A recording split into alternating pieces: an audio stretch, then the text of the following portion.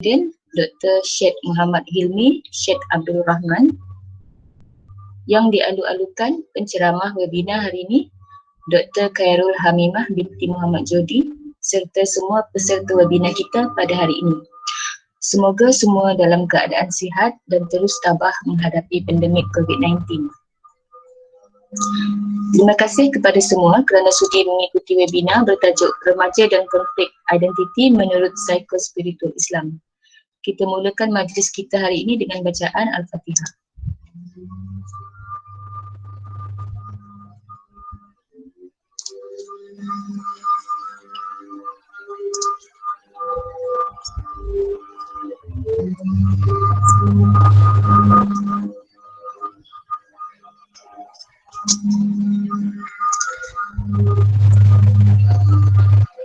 Sebelum meneruskan webinar kita, izinkan saya memperkenalkan penceramah kita pada hari ini iaitu Dr. Khairul Hamimah binti Muhammad Jodi. Beliau merupakan pensyarah kanan Kluster Pendidikan dan Sains Sosial Universiti Terbuka Malaysia. Beliau juga adalah ahli jawatan kuasa Unit Latihan dan Persidangan IPSA.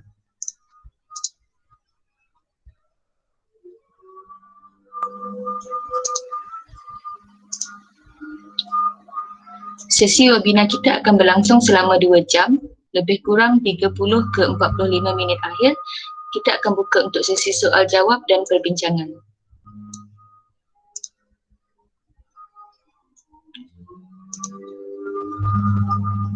Dengan ini saya menjemput Dr. Khairul Hamimah untuk memulakan sesi. Okey. Assalamualaikum warahmatullahi taala wabarakatuh. Terima kasih kepada pengurusi majlis. Okay, bismillahirrahmanirrahim. Alhamdulillahirabbil alamin. Wassalatu wassalamu ala asyrafil anbiya'i wal mursalin wa ala alihi washabbihi ajmain. Okey, saya harap semua boleh mendengar suara saya dengan jelas dan juga dengan baik ya. Okey, pada pagi ini saya lebih berkata kita berkongsi kita berkongsi pengalaman kita, pengalaman saya, pengalaman anda semua untuk topik yang kita cuba kupas pada hari ini iaitu remaja dan konflik identiti menurut psikospiritual Islam. Okey, saya terbuka sekiranya anda ada pandangan, ada apa lagi? Perkongsian pengalaman boleh sama-sama dikongsikan dalam webinar ni. Jadi kita sama-sama sharing is caring. Sebab saya pun masih lagi di peringkat belajar, saya belajar daripada anda. Okay, yang mana saya tak ada, nak kata mungkin tak ada pengalaman ataupun saya mungkin tidak pakar dalam satu perkara tersebut. Sekiranya anda tahu tentang isu-isu tersebut, anda boleh sharekan juga di sini dengan saya dan juga dengan peserta-peserta yang lain. Okey, tanpa membuang masa, kita terus tengok kepada next topik. Okey, tajuk yang diberi pada saya ialah remaja dan konflik identiti. Okey, menurut psikospiritual Islam. Jadi dalam kita punya sembang ilmiah, separa ilmiah ke semi ilmiah ke pada pagi ini, saya pecahkan perbincangan kita ni kepada 4. Okay, boleh tengok pada next topik. Okay, mula-mula saya pergi kepada umum, maksud umum saja. Saya tidak pergi definisi tu secara detail, maknanya kita nak tengok konflik tu apa, identiti tu apa, remaja tu siapa, spiritual tu apa bendanya. Okay, dah kita tengok secara umum maksud-maksud tu, barulah saya pergi kepada remaja dan konflik identiti. Apa konflik identiti remaja ni dan juga bagaimana psikospiritual remaja yang berkonflik identiti ni. Okay. Kemudian pergi kepada faktor apa yang menyebabkan remaja-remaja kita ni dia terlibat dengan konflik. Dia terlibat apa masalah main utama dia kenapa. Dan yang terakhir iaitu keempat, kita pergi kepada kaedah. Antara kaedah ada banyak tetapi saya kongsikan beberapa kaedah yang sesuai mengikut suasana pada hari ini, terutamanya pada suasana PKP inilah norma baru ini. Okey, jom kita tengok dia punya definisi dulu secara umum. Okey, kalau kita lihat secara umum ya, saya bagi rumusan sahaja. Rumusan secara umum, apa yang dimaksudkan dengan konflik? Konflik ni berlakunya percanggahan. Konfliknya berlaku perselisihan. Konflik ni berlaku pertentangan. Pertentangan dalam, kalau dalam remaja dalam dirilah. Kenapa berlaku konflik pada saya? Konflik apa? Konflik nak membuat pilihan, konflik nak membuat keputusan. Itu ialah konflik. Kalau konflik rumah tangga, tu rumah tangga. Kalau konflik di tempat kerja, sebab berlakunya percanggahan, perselisihan di tempat kerja. Kalau remaja, berlakunya konflik dalam kalangan remaja yang mana kebanyakannya berpunca pada dalam diri dia sendiri. Okay. Kemudian pergi kepada identiti. Identiti tu gapo? Okay. Identiti ni ialah dia melibatkan aspek-aspek tertentu dalam manusia tu. Identiti ni sebab kita cerita remaja, kita identiti ni identiti manusia lah. Okay. Sebagai contohnya, cara seseorang tu hendak bertingkah laku. Okay. Macam mana dia perlu behave. Nak buat perangai yang garang, nak menjadi seorang yang mesra ataupun seorang yang moody, tu boleh membentuk identiti dia. Okay. Identiti juga boleh dibentuk melalui apa? Cara berpakaian. Bagaimana dia nak menonjol kepada orang lain. Identiti juga boleh ditunjuk kepada cara dia berfikir, cara dia memberi ekspresi. Okay, yang mana identiti ni dia boleh menunjukkan itulah pribadi dia. Itulah sifat diri dia.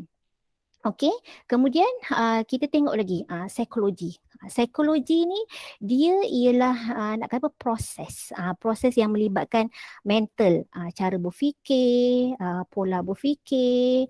Okey, kemudian psikologi ni melibatkan apa? Melibatkan kelakuan, melibatkan pribadi manusia itu sendiri, okey, dan juga beberapa dimensi lain yang ada dalam diri manusia.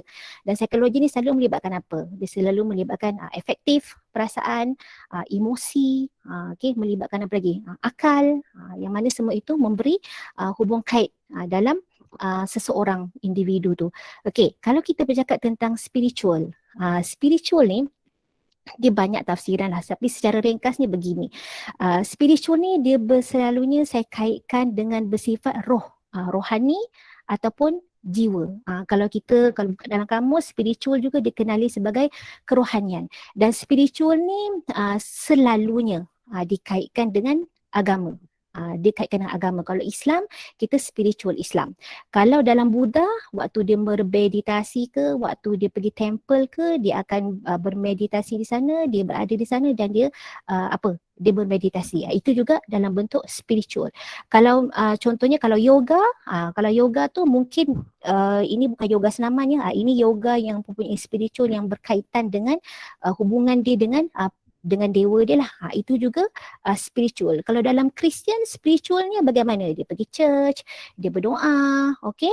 Itu ialah spiritual. Jadi dalam spiritual, psycho-spiritual Islam ni ialah macam mana individu itu ataupun remaja itu dia menghubungkan fizikal, iaitu kita kata badan kita ni, dengan mental, dengan emosi, dengan jiwa, dengan rohani, okey, khususnya dalam konteks ibadah. Okay, yang mana psycho-spiritual ni dia bukan saja dalam konteks hubungan manusia dengan manusia, juga melibatkan manusia dengan Allah, melibatkan manusia dengan haiwan, melibatkan manusia dengan alam, dia melibatkan semua. Jadi bila kita berkelakuan, kita bertindak tu semua kita relate dengan pencipta, dengan Allah. Okay, so pergi pada next. Sekarang ni pergi pula, remaja tu macam mana? Kalau dekat Malaysia ni, remaja ni ada pegang tiga, okay? Dia pegang tiga benda yang sama ataupun dia memakai tiga topi yang sama. Pada waktu sama dia ialah remaja, pada waktu sama dia ialah kanak-kanak, pada waktu sama dia ialah belia. Okay? Jadi tak dapat tidak dia di bawah itu. Okay, kalau mengikut Jabatan Kebajikan Masyarakat, remaja ni apa? Bawah 18 tahun itu ialah kanak-kanak. Lahir saja bayi itu, lahir saja umek tu, hari pertama tu itu sudah dikira sebagai kanak-kanak sehinggalah dia berumur 18 tahun. Okay, kalau tafsiran remaja yang lain apa dia mengikut kategori umur. Ada awal remaja, tengah remaja dan juga akhir remaja. Kalau awal-awal remaja ni selalu start darjah 6 sampai form 3. Okay, bila dah tengah remaja tu dah form 3 sampai form 5. Okay, bila dah masuk penghujung remaja tu dah masuk, kita kata dah masuk college, dah masuk asasi ke, sampailah kita habis belajar di habis degree, range umur kita habis belajar lebih kurang dalam 24-25 tahun. Okay, kalau pergi pula kepada PRPM, iaitu Kamus Dewan, dia kata siapa-siapa yang berumur bawah 20 tahun itu ialah remaja, okay, ataupun kanak-kanak. Kalau pergi pada belia, Belia, kalau Majlis Belia Malaysia pula mengatakan kategori belia ni berumur 15 hingga 13 tahun. Kalau kita tengok tadi kan remaja tu siapa? 15 tahun sudah bermulalah pertengahan remaja. Mana dia dah form 3 tu dia dah kategori belia lah. Tapi pada masa sama dia juga kanak-kanak dan pada masa sama dia juga ialah remaja. Ya. So bila masuk kepada remaja yang berkonflik ni, remaja yang berkonflik ni, dia nak kata apa? Dia sebab dia masih muda dalam kategori umur yang nak kata apa, awal remaja, tengah remaja dan hujung remaja, boleh berlaku konflik identiti. Maknanya berlaku pencanggahan dalam diri dia, macam mana dia hendak dia kecenderungan ke arah mana, bagaimana cara dia hendak bertingkah laku, adakah cara dia rebel, cara dia protes, ataupun bagaimana cara dia hendak menonjolkan diri, bagaimana cara dia hendak mendapatkan perhatian. Dia akan menyampaikan perasaan dia akan menunjukkan pendapat dia. Jadi semua itu, kelakuan-kelakuan itu dia relate dengan spiritual. Kerana spiritual itu maknanya rohani dia, hati dia, akal dia, lagi apa, nafs dia akan mendorong bagaimana seseorang itu bertindak ataupun berkelakuan. Itu ialah remaja yang berkonflik. Maknanya dia tidak mampu mengurus emosi dia dengan baik, dia tidak mampu mengurus fizikal dia dengan baik, yang mana akhirnya menyebabkan remaja itu melakukan tindakan-tindakan di luar norma kebiasaan manusia. Ya, itu ialah remaja yang berkonflik sebab dia masih lagi mentah dalam cara berfikir. Bukan dia tak boleh berfikir, bukan dia tak mampu berfikir. Dia boleh berfikir, remaja dia boleh berfikir, namun majoritinya dia tidak berfikir apakah kesan jangka masa depan tu, dia tak fikir kesan tu. Sebab mereka lebih cenderung kepada spiritual yang nak kata yang kurang sihat, spiritual yang nak kata apa, yang tidak dididik dengan sistematik, tidak dididik dengan baik, yang menyebabkan dia itu mengikut kata hati. Apabila mengikut kata hati, akalnya mengikut hati, maka dia pun memberontak. Bila dia memberontak, dia membuatlah tindakan-tindakan yang keluar daripada normal kebiasaan. Ya. Itu kalau kita nak cerita tentang konflik remaja. Kalau kita lihat ini saya share kat sini, populasi dekat Malaysia ni kita ada lebih kurang dalam 32 juta, yang mana 29 juta ialah warga negara Malaysia, 2.8 juta ialah bukan warga negara Malaysia. Kalau kita tengok dari segi jantina, lelaki masih lebih ramai pada perempuan. Kalau kita lihat population by age group, sebab dia bagi-bagi ni, range umur dia ialah paling tinggi ialah range umur belia 15 hingga 64 tahun. Maksudnya dah masuk remaja tua lah ni. Dah masuk atuk remaja dah ni. 15 hingga 64 tahun yang mana mewakili 73.3%. Kemudian ada umur muda iaitu 0 hingga 14 tahun. Kalau kita tengok kat situ kumpulan umur muda 0 hingga 14 tahun ni, negeri yang paling ramai remaja umur muda ni ialah wilayah Persekutuan. Di Lembah Kelang. Paling ramai ialah golongan-golongan yang muda, 0 hingga 14 tahun. Kalau ramai golongan umur bekerja, dekat Sabah. Berdasarkan statistik ni. Dan ramai warga tua dekat mana? Dekat Perak. Ada lebih kurang 11 hingga 4%. Okey, pergi pada next. Ini saya nak bercerita tentang konflik remaja. Sebagaimana saya maklumkan tadi, kenapa remaja ini konflik identiti. Dia tak tahu nak express, dia tidak tahu menyusun spiritual dia, dan akhirnya dia membentuk tingkah laku dia. Kalau kita tengok tadi kat situlah, mana tadi dah hilang. Ini antara laporan-laporan yang saya ambil pada tahun ini saja. Sepanjang PKP saja saya ambil, yang mana demi TikTok nak kejar konten. Remaja yang masih lagi di kuarantin, sebab dia nak kerja konten, dia pun potonglah gelang pink tu, tak pasal-pasal kena denda. Kemudian apa, remaja dia positif bukan positif HIV, positif COVID, tapi dia boleh main game. Kemudian apa lagi, masalah remaja yang terlibat dengan masalah seksual memang tidak pernah ditelan zaman. Isu-isu remaja menjadi hamba seksual, remaja terlibat dengan masalah seksual ni memang kekal malar segar lah setakat ini. Okay, next, apa isu-isu yang lain? Remaja rebel, okay, ini baru-baru ni punya berita tahun 2021. Remaja rebel ni remaja yang memberontak. Memang sekarang ni sangat serius. Remaja yang menyamar jadi doktor PPV pun ada juga. Ya, tapi kalau mengikut laporan dia tidak pernah menyuntik. Dia tidak pernah menyuntik lah vaksin itu. Dia hanya menyamar saja. Mungkin dekat stesen yang kedua ataupun stesen yang pertama kot dia menyamar dekat situ. Okay, remaja yang terlibat dengan masalah perjudian, okay, Macau scam. Remaja yang terlibat dengan rempit juga tidak habis-habis sehingga hari ini. Okay, pergi kepada next. Kita tengok isu-isu remaja lain. Sama juga remaja yang berjudi, okay. Sebab kenapa terlibat dengan judi ni? Kerana tarikan wang yang lumayan. Okay, remaja yang terlibat dengan bukan sahaja akses pornografi, tonton pornografi, promosi pornografi pun ada. Okay, dan sehinggalah isu-isu yang kita anggap sebagai isu-isu yang biasa.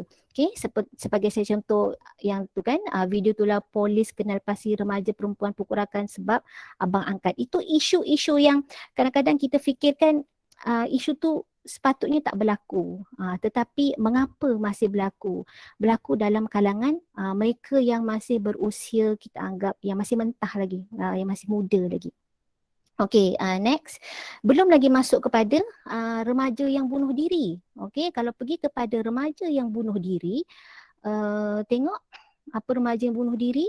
Okay, kalau kita lihat peningkatan statistik ya, tahun 2019 kita tengok usia, kalau kita pada usia remaja, tengok pecahan umur mangsa bunuh diri, pada 2019 remaja tak berapa ramai. Okay, setakat 3 orang, setakat 12 orang yang berumur 12 hingga 18 tahun. Okay, kemudian apabila masuk pada tahun 2020 hingga Mei 2021 ni, lebih kurang ada 1099 bunuh diri.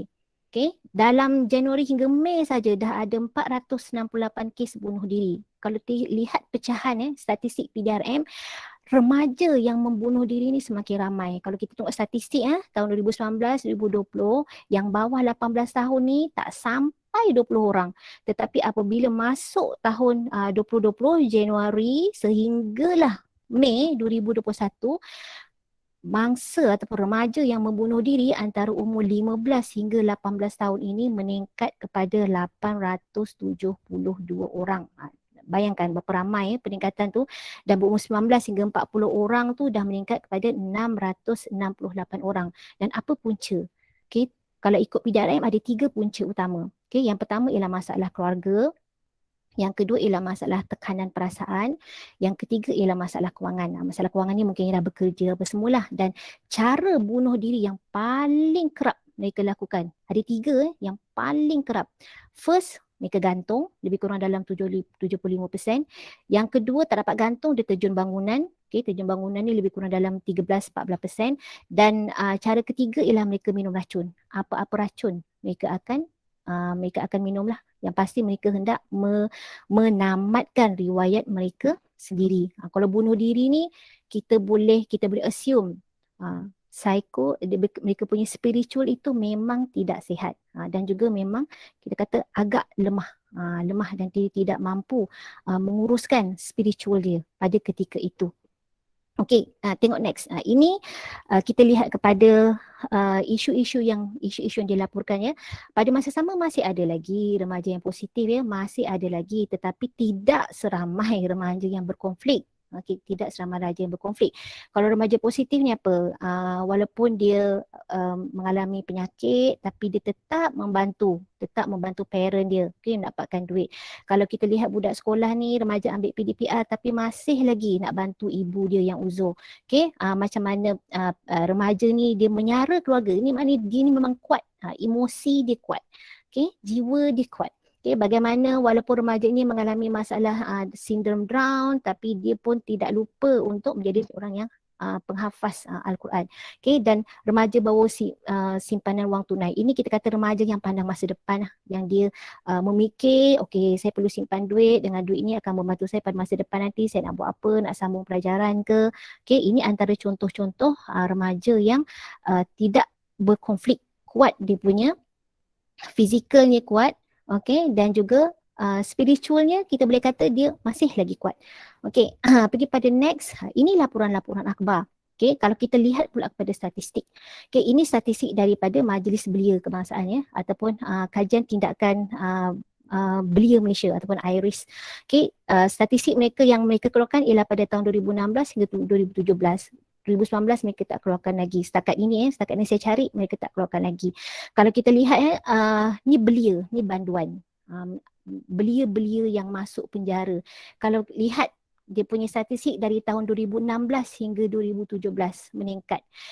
Tahun 2016 banduan-banduan belia ni lebih kurang 8,000, tapi pada tahun 2017 dia meningkat menjadi 31,000. Dia bukan meningkat 2 kali ganda, dia meningkat berganda-ganda. Okay, kalau pergi dekat penjara Kajang ni aja memang ada banduan muda. Banduan muda ni kalau belajar dan dia juga ambil periksa, ambil exam. Kalau ada PT3 dulu mereka akan ambil PT3, kalau SPM mereka akan ambil SPM. Okay, kalau nak kata apa, dia kalau dekat penjara Kajang ni, sefaham saya dia masih lagi di penjara, dia boleh juga melanjutkan pelajaran ke peringkat diploma ke, peringkat degree, peringkat master, dia boleh buat tapi belajar di penjara dan diawasi oleh pegawai-pegawai penjara lah. Dalam seminggu sekali dia akan beri banduan tu masuk.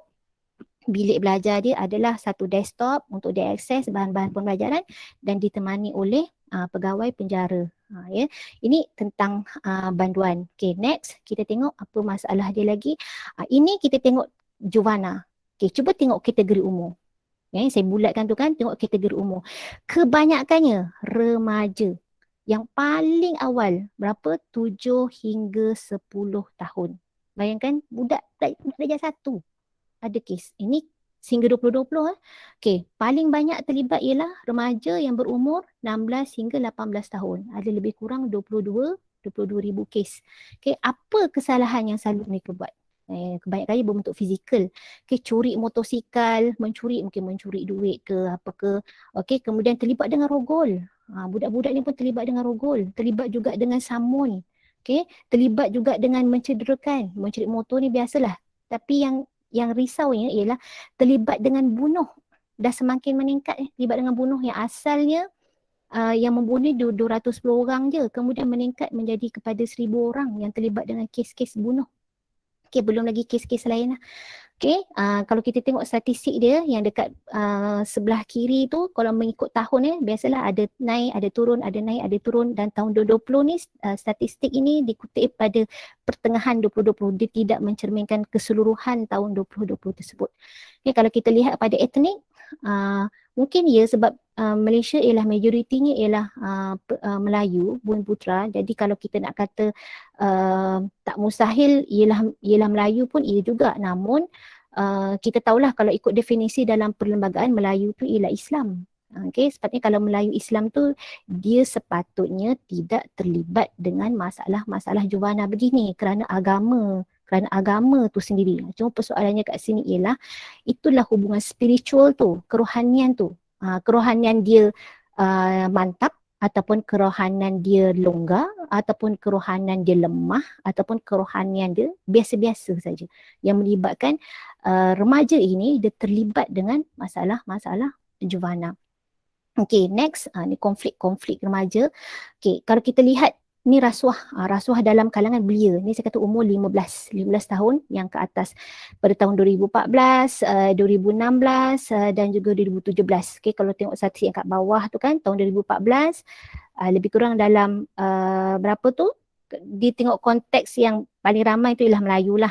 Okay, pada tahun 2016 Melayu masih lagi menjuarai untuk terima rasuah, iaitu 337 orang, dan pada tahun 2017 masih lagi kita kata belia Melayu yang menerima rasuah daripada 337 dia agak menurun menjadi 145 orang, dan kebanyakannya yang banyak terima rasuah ni siapa? Belia lelaki. Okay, next, pergi kepada next. Okay, kita tengok yang ni pula. Ini ialah Op Samsing. Op Samsing ni biasa kan? Biasalah kita dengar yang bergaduh, yang apa, sanksi ni selalu bully lah, bully di jalan raya. Okay, kalau kita tengok bully di jalan raya pun kalau ikut belia ataupun kita umur yang masih lagi remaja ni juga meningkat dari tahun 2016 hingga 2017 daripada 84,000 naik kepada 106,000. Ini melibatkan Op Samsing, di mana masing-masing mungkin tak dapat masuk drift di litar, mungkin dia masuk drift di jalan raya yang biasa ataupun di highway ke dan sebagainya lah. Okay, tengok pada next. Apa lagi? Ini saya kalau ikut laporan Jabatan Kebajikan Masyarakat yang fokus kepada kanak-kanak yang bawah berumur 18 tahun. Okay, kalau kita lihat kat sini sepanjang tahun 2019, saya ambil yang latest ni, saya tak ambil yang bukan tak nak kongsi yang 2018, 2017, cukuplah saya ambil yang latest punya tahun 2019. Paling banyak terlibat dengan masalah harta benda, diikuti dengan masalah konflik-konflik yang lain. Konflik dengan manusia, okey, terlibat dengan akta-akta kesalahan kecil, melanggar syarat pengawasan, terlibat dengan dadah, terlibat dengan dengan judi, bahan api dan sebagainya lah. Okey, next kita tengok yang lain lagi. Ini kita tengok kanak-kanak terlibat dengan jenayah, kita ikut jenis kes dan juga kumpulan etnik. Okay, sepanjang tahun 2019.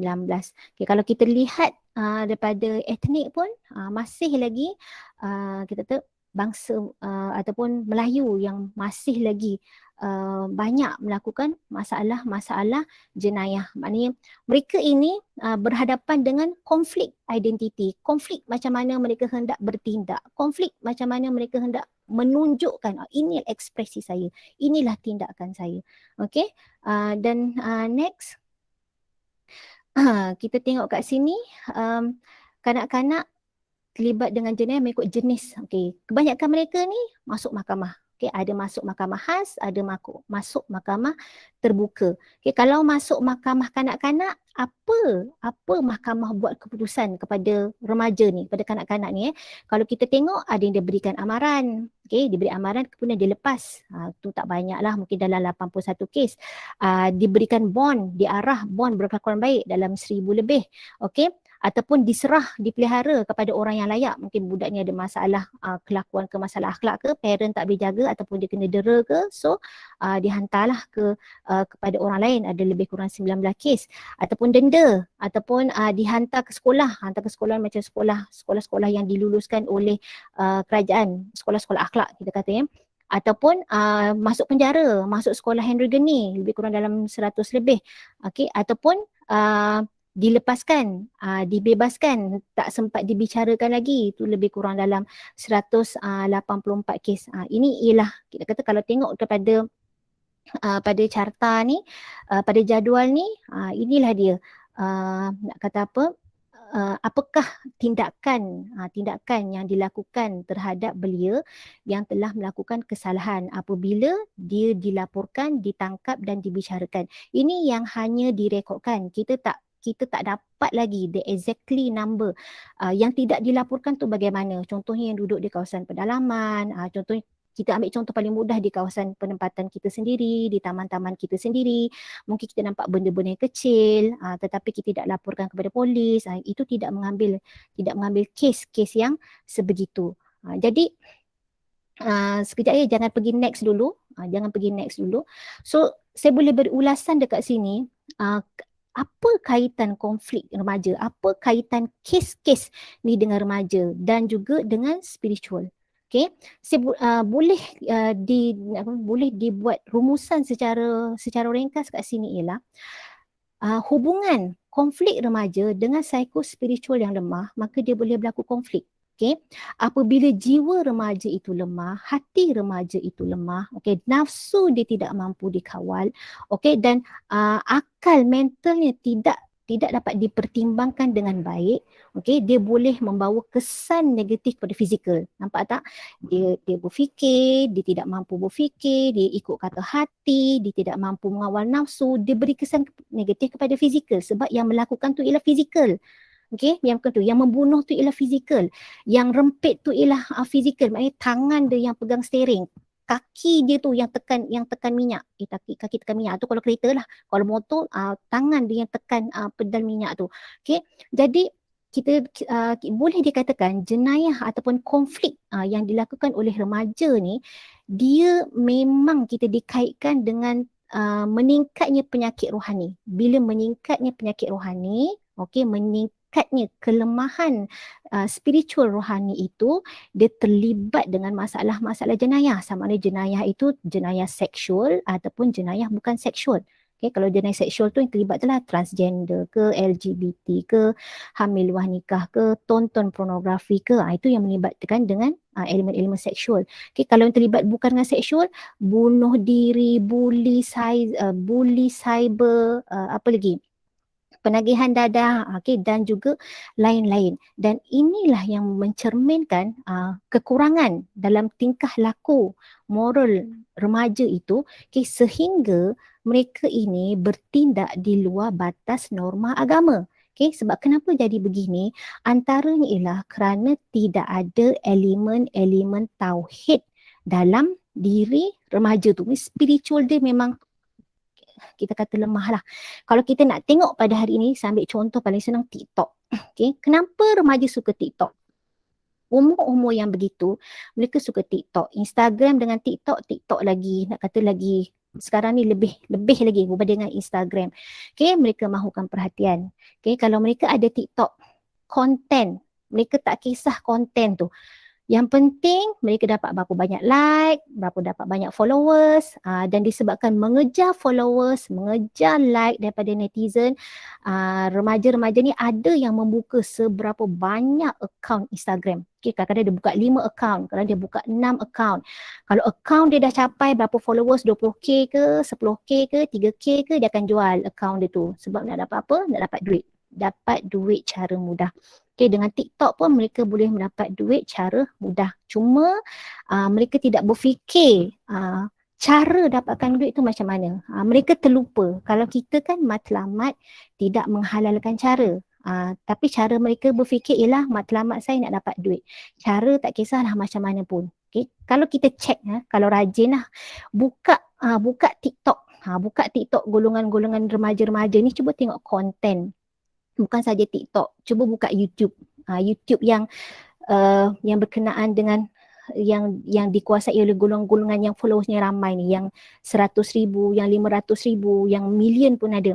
Konten dia bila tengok, jarang konten itu dia mengajak remaja ini membina minda yang nak kata apa, minda kelas pertama tu dia kurang.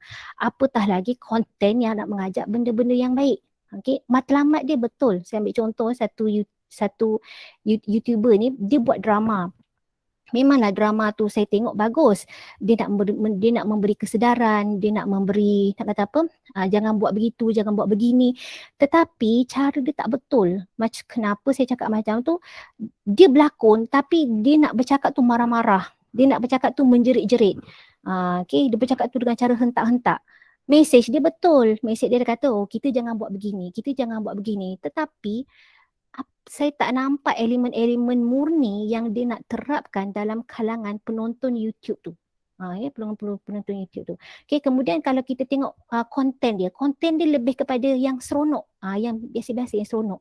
Lebih kepada apa? Kalau TikTok tu yang banyaknya lah yang joget-joget, yang bergelik dengan kawan-kawan.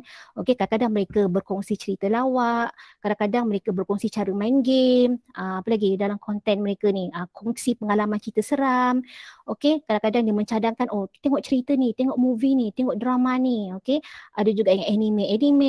Okay, belajar cara-cara dia edit video, nak masuk bagaimana, nak edit video ni, masuk video ni, memberi ulasan tentang trend-trend terkini. Okay, kalau viral terkini dekat TikTok tak silap saya, sihir 7 keturunan kot, dan sebagainya lah. Jadi itulah dia.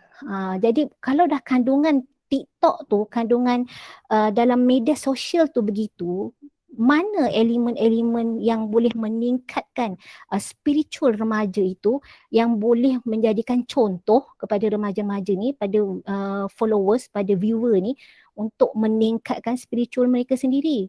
Itulah yang menyebabkan berlakunya, oh sebab saya tengok begini, saya tak contohi dia. Bila keadaan PKP ni kan, kita duduk rumah, kita tak, aktiviti fizikal itu agak terhad. Jadi masa kanak-kanak, masa remaja itu banyak diberi tumpuan kepada media sosial itu sendiri. Jadi bila dah kontennya begitu, secara tak langsung dia mampu mempengaruhi penonton-penonton tu. Okay.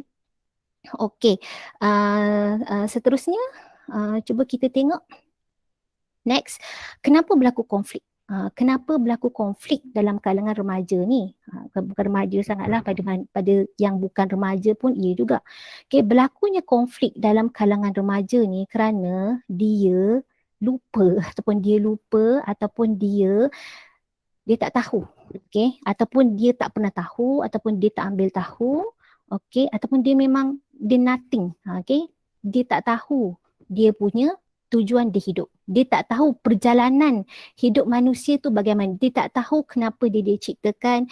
Dia tak tahu apa tujuan hidup dia. Dia tidak tahu ke mana arah dia sebagai manusia selepas ini.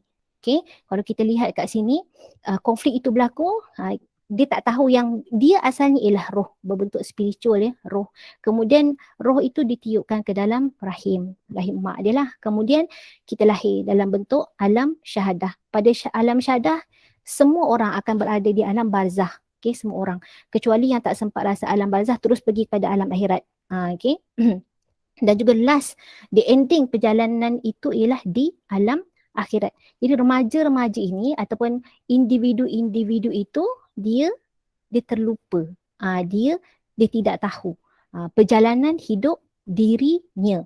Okey.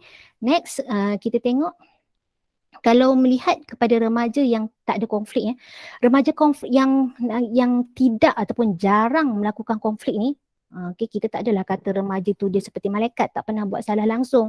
Dia ada juga buat salah, mungkin kesalahan-kesalahan yang kecil. Okay. Yang mana remaja yang dia tidak melakukan konflik ni, dia sihat mentalnya. Okay, sihat mentalnya macam mana? Seimbang antara iman dan juga nafsunya. Maknanya dia nak kata macam kita naik, kita beli barang ke apa ke, kita ukur, kita macam dacing tu, dia seimbang.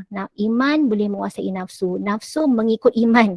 Okey, nafsu mengikut iman, bukan iman mengikut nafsu. Okey, yang mana remaja ni tahu kalau dia beriman, dia ikhlas. Dia berikhlas, bukan dia menunjuk-nunjuk, bukan untuk mendapatkan konten, bukan untuk mendapatkan followers, bukan untuk mendapatkan like. Okey, yang mana manusia yang sempurna iman ni, okey, kita kata bukan sempurna, manusia sempurna ni, manusia yang baik ni, okey, dia mampu mengawal 7 anggota badan dia. Okey, dia mampu menguasai tangan, dia mampu menguasai kaki dia, dia mampu menguasai lidah dia mampu menguasai perut dia menguasai alat sulit dia mampu menguasai mata dia, dan dia mampu mengawal telinga dia. Kalau kita lihat 7 anggota ni, inilah yang banyak terlibat dengan konflik. Tangan untuk mencuri, tangan untuk membunuh, okey.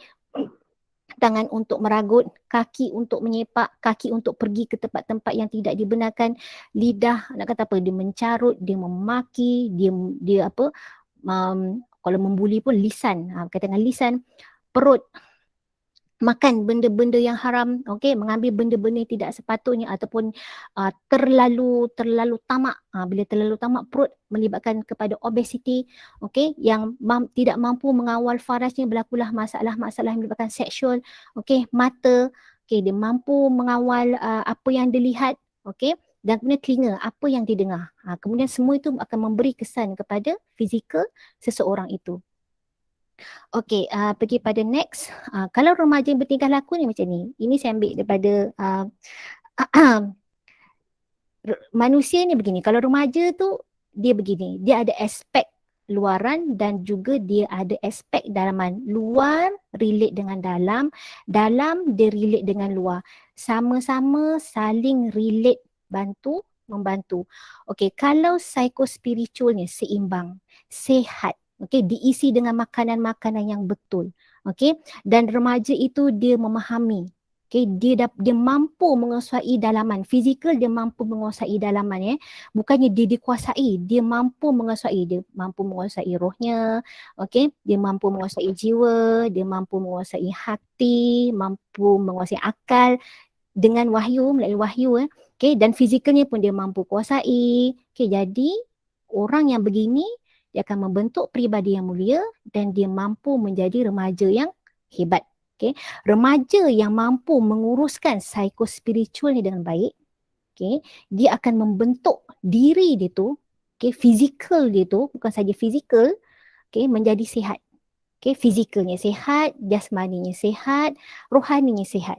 Akal yang sihat akan membentuk al-aqu salim wal jismu salim. Al-jismu salim wal aqu salim. Dua-dua itu saling bentuk, saling kata apa, elemen, ya. Dan rohani yang positif, dia akan menggerakkan jasmani secara teratur, ikut peraturan. Yalah, dia tak ikut kata hati, dia berfikir, okey, lepas tu nafsunya dapat kontrol, so dia akan menggerakkan, jangan buat begini, kerana apa? Oh, tak baik. So, kelakuan dia tahu macam mana cara dia nak berkelakuan. Jadi, dia akan ikut peraturan. Okay. Daripada akal, remaja itu dapat akal, bukan dapatkan akal, dia menggunakan akal daripada ilmu yang dia pelajari, daripada ilmu yang dia dapati tu. Okay, so pada ilmu itulah memberi kepada remaja itu, dia perlu berfikir, okay, dia perlu menilai macam mana cara dia hendak bertindak, bagaimana cara dia hendak membentuk diri, dan bagaimana cara dia hendak menjadi hamba Allah yang faham kenapa dia diciptakan. Ya. Jadi konflik itu tidak akan berlaku jika remaja ini dia mampu menguruskan psikospiritualnya dengan baik. Fizikalnya mampu diurus dengan baik, spiritualnya mampu diuruskan dengan baik, maka dia akan bertindak pada jalan yang sepatutnya diberikan kepadanya. Okay. So next kita tengok kenapa perlu psikospiritual yang sihat. Okay, psikospiritual yang sihat ni, kalau tengok yang bawah, kat bawah tu kan, yang dapat podium yang bawah tu, nombor 1 tu. Okay. Spiritual yang sihat, first, apa dia akan dapat? Dia akan dia akan berusaha buat lebih baik dan buat lebih baik lagi. Sebab kenapa? Sebab spiritual dia bimbing, sabar, okey, sabar. Lepas tu terima, redha. Redha, mungkin ini takdir saya, terima.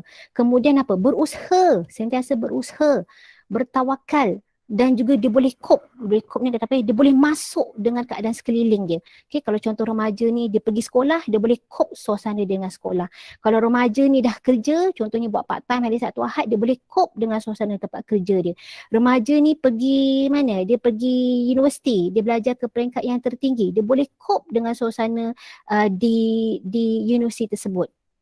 Okey, kemudian psikospiritual yang baik, yang sihat, akan membentuk remaja yang lebih berdisiplin. Okey, dia akan sentiasa dia berusaha, dia menjadi manusia yang lebih beriman, okey, lebih bertakwa, okey, dia menjalankan segala perintah yang diarahkan oleh Allah, yang diarahkan oleh Rasulullah. Okey, dia akan mengikut. Kemudian remaja ini dia ada misi, dia ada visi, dia ada pelan jangka pendek dia ada pelan jangka panjang dia, okey, dalam hidup dia. Baik, dengan psikospiritual ni dia tahu apa yang dia hendak dalam hidup. Okey, kalau dia pergi sekolah, dia tahu dia minat apa, dia tahu dia nak fokus yang mana. Kalau dia masuk, contohnya kalau macam kita kat Malaysia ni kan, masuk form 4 dah pilih bidang, nak bidang yang mana satu. So, dia dah tahu dah saya nak pilih bidang ni. Kerana dengan bidang ni saya akan dapat apa.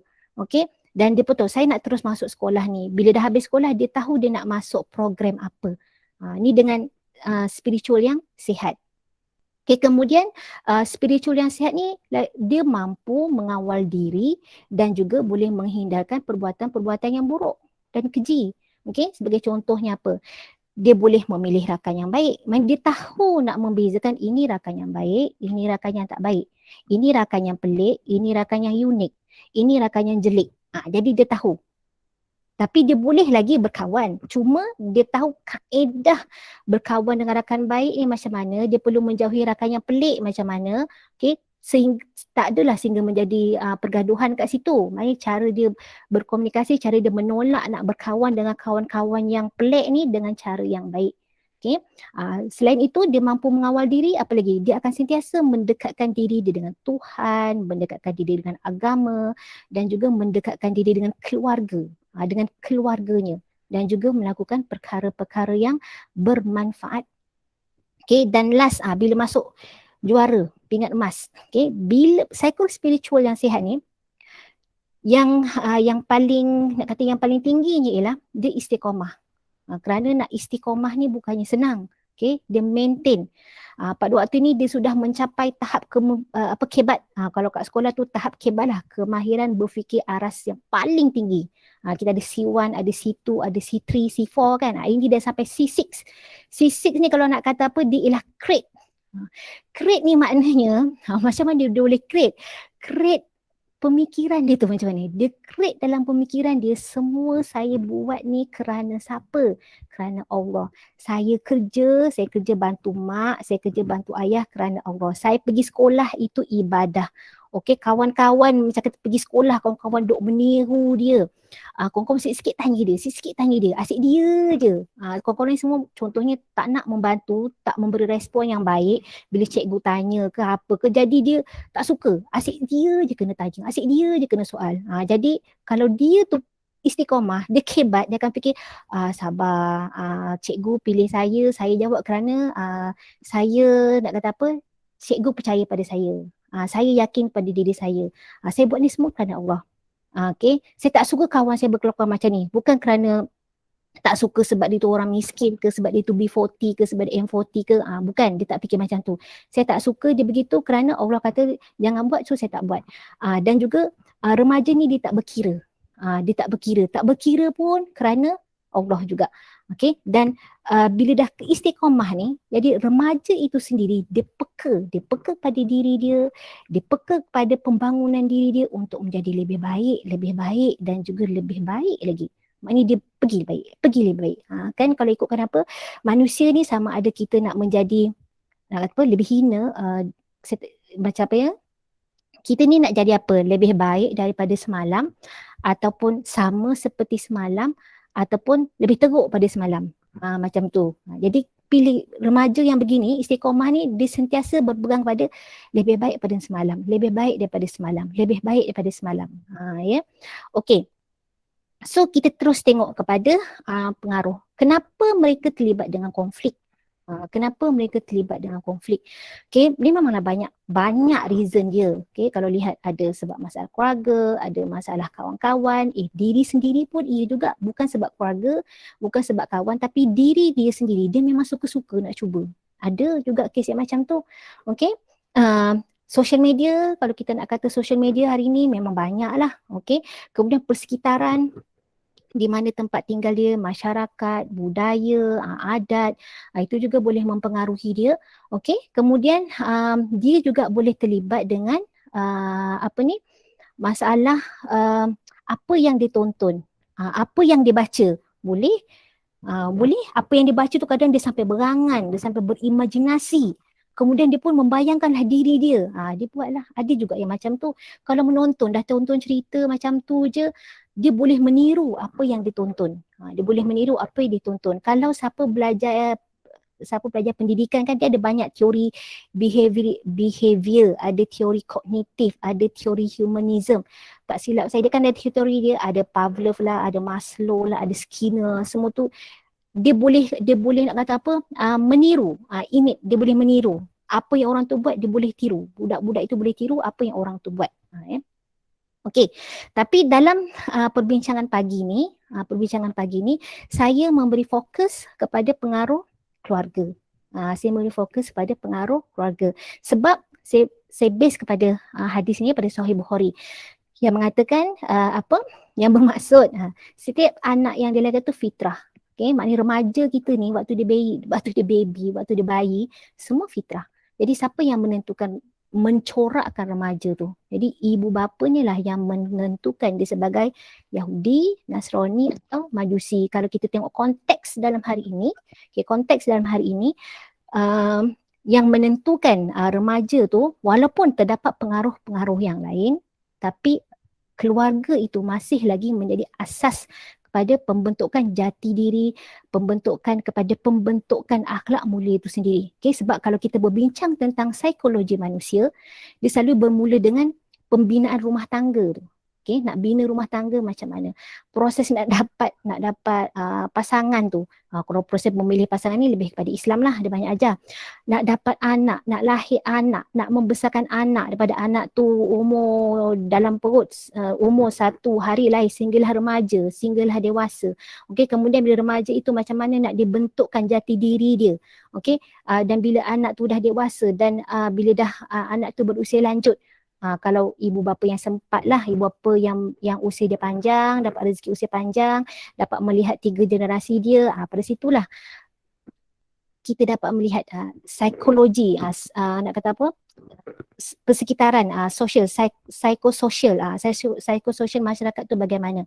Okay? Dan selama membesarkan anak-anak tu, macam mana parent itu memberi kefahaman, macam mana parent itu berperanan menekankan elemen-elemen spiritual, menekankan elemen-elemen intelektual, menekankan elemen-elemen fizikal, okay, kepada anak-anak mereka, anak-anak remaja. Okay, bagaimana juga parent itu dia melatih remaja ni ada masalah, bagaimana, macam mana nak hadapi masalah itu, dan juga bagaimana parent itu membentuk ataupun mendidik anak-anak itu supaya berkelakuan yang baik.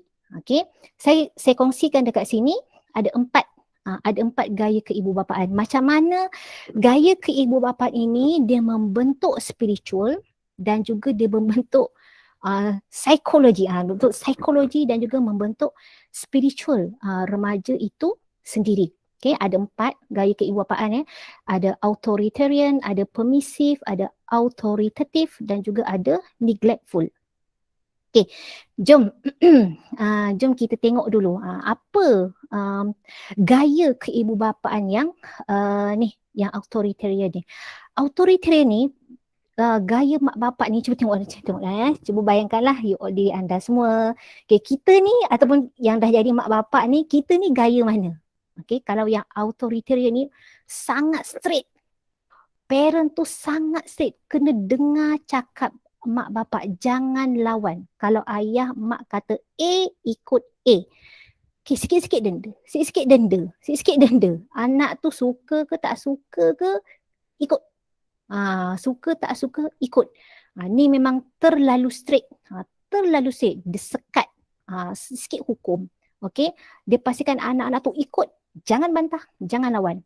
Sebab kenapa gaya macam ni, parent ni, dia macam rasa seronok. Dia rasa macam best bila anak dia semua takut kat dia, semua dengar cakap dia. Macam tu. Okay. Dan pada waktu ni, gaya authoritarian ni, memang komunikasi tu terhad. Bila dah patuh pada arahan, jadi komunikasi tu terhad.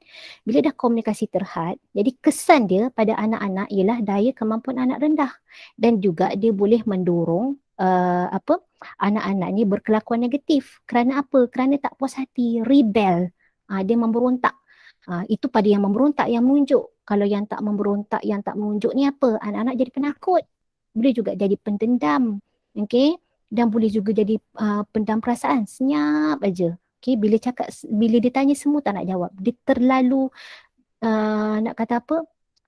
nak kata dia terlalu takut punya juga, sebab dia sentiasa dia marah, sentiasa nak kata brainwash, dah perlu ikut macam tu. Okay, itu gaya keibubapaan yang pertama.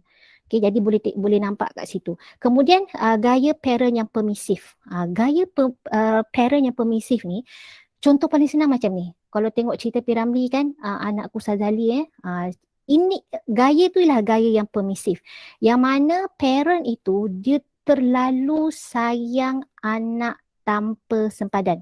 Okay, sayang anak tanpa sempadan. Anak-anak semua bagi. Dia tak tegur anak-anak tu pun. Okay, dia fikir kasih sayang tu guna duit. Macam tu lah. Okay, kawalan rendah. Maknanya dia tak kisah anak-anak buat apa, buatlah. Anak minta duit, ambil. Okay, cenderung memberi lampuan pada impuls. Impuls ni maknanya anak minta semua bagi.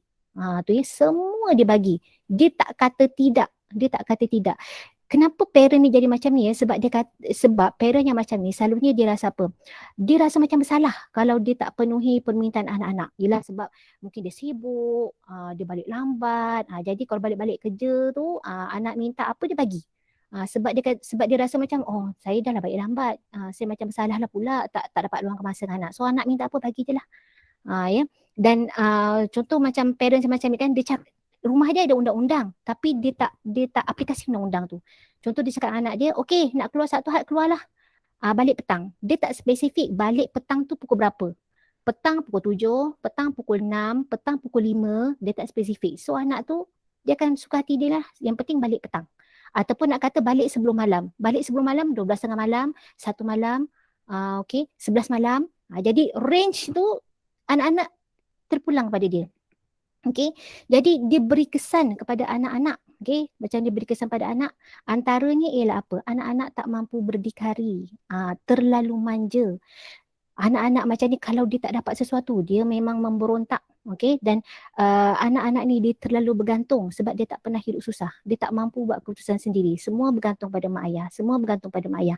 Sama juga parent yang macam ni, dia tak boleh dengar anak dia buat salah. Sebab dia fikir anak saya baik, anak saya betul, anak saya tak pernah buat macam ni, kat rumah dia baik. Maksudnya parents yang macam ni, yang permisif ni, dia tak check, dia tak selidik, dia menerima bulat-bulat apa yang anak itu cakap. Okay, kemudian next, pergi pada next, tengok gaya keibubapan yang bagaimana. Okay, gaya ibu bapa yang autoritatif. Okay, kalau gaya autoritatif ni gaya yang nak kata apa, yang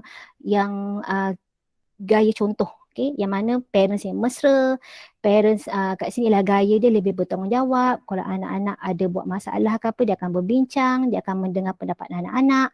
Parent kat sini dia hormat pandang anak, dia memberi kebebasan pada anak tetapi ada had. Okay, kalau kita tengok yang permisif tadi, contohnya kau nak keluar-keluarlah, kau balik petang. Tapi kalau gaya autoritatif ni, dia akan make sure boleh keluar balik pukul 4. Dia akan cakap stick pukul 4. Kalau lepas pukul 4, marahan. Kalau buat kali kedua, ada denda. Dia macam tu lah. Okay? Dan parents yang bagian ni, dia akan tetapkan matlamat yang tinggi kepada anak. Tapi dia realistik. Okay? Contohnya macam ni. Dia cakap dengan anak dia, macam anak dia pergi sekolah. Kadang-kadang ada parents yang, yelah kita nak anak-anak kita capai yang cemerlang IQ kan. So, dalam parents yang autoritatif ni, anak dia contohnya dapat result yang tak seperti yang diharapkan. Okay, jadi parents yang begini dia tak marah tapi dia bagi sokongan. Dia kata tak apa, boleh usaha lagi dan cuba lagi. Kalau gaya yang authoritarian tu dia marah. Kenapa tak dapat banyak ni? Tulang kau pemalas, tulang kau begini. Itu kalau gaya yang first tadi, authoritarian tu. Kalau permissive tu dia cakap dengan bapak dia, abah ni dapat macam ni sebab itulah cikgu tak mengajar, saya tak faham. So bapak dia kata, oh ya ke? Salah cikgu. Macam tu Tapi kalau yang autoritatif ni, anak dia dapat lagi 3 markah je, contohnya dapat 50, tak capai lah apa yang parents nak. Dia kata tak apa, 50 boleh usaha lagi, bulan depan ada lagi, semester depan ada lagi, tak apa, buat yang lebih baik lagi. Dia macam tu So kesan kepada pada nak kata kerohanian anak ni dia mampu memupuk tanggungjawab sosial sebab anak tu rasa apa? Dia rasa ada autonomi, dia boleh buat keputusan. Dia rasa diri dia dihargai. Okay, dia lebih yakin. Okay, dia boleh cope dengan persekitaran. Okay, dia boleh sesuaikan diri dengan persekitaran. Dia matang. Okay, dia mampu berfikir secara matang, mampu berfikir secara kritis. Kalau saya cakap awal-awal tadi, remaja ini fikiran dia masih mentah. Dia bukan tidak boleh berfikir, tetapi dia nak kata apa, dia jarang ataupun dia masih lagi perlu diajar bagaimana hendak memikirkan kesan apa yang dilakukan. Sekiranya dapat parent yang gaya keibubapannya berbentuk autoritatif ni, anak itu, remaja itu, dia mampu berfikir secara pandang ke depan kerana didikan daripada keluarga tersebut. Okey, kita pergi pada yang ni, neglectful ni. Ini gaya keibubapan yang banyak yang berlaku pada hari ni. Okey, yang mana memang parent tu lantak engkau lah. dia tak peduli langsung, kau nak jadi apa, kau jadilah. Macam tu. Dia macam apa? Dia macam kun fayakun. Parent yang berpegang pada macam tu. Okay, yang mana dia serah 100%. Kalau dia ada dua situasi. Situasi kat sini, dia dekat rumah bersama-sama dengan anak dia. Okay, yang mana parents tu ada, kat rumah tu ada orang gaji ke, kat rumah tu ada pengasuh ke, ataupun keluarga tu hanya mengharapkan salah seorang parent saja yang tengok anak dia ni. So yang seorang lagi tu tak nak ambil tahu, lantak kau langsung lah sana.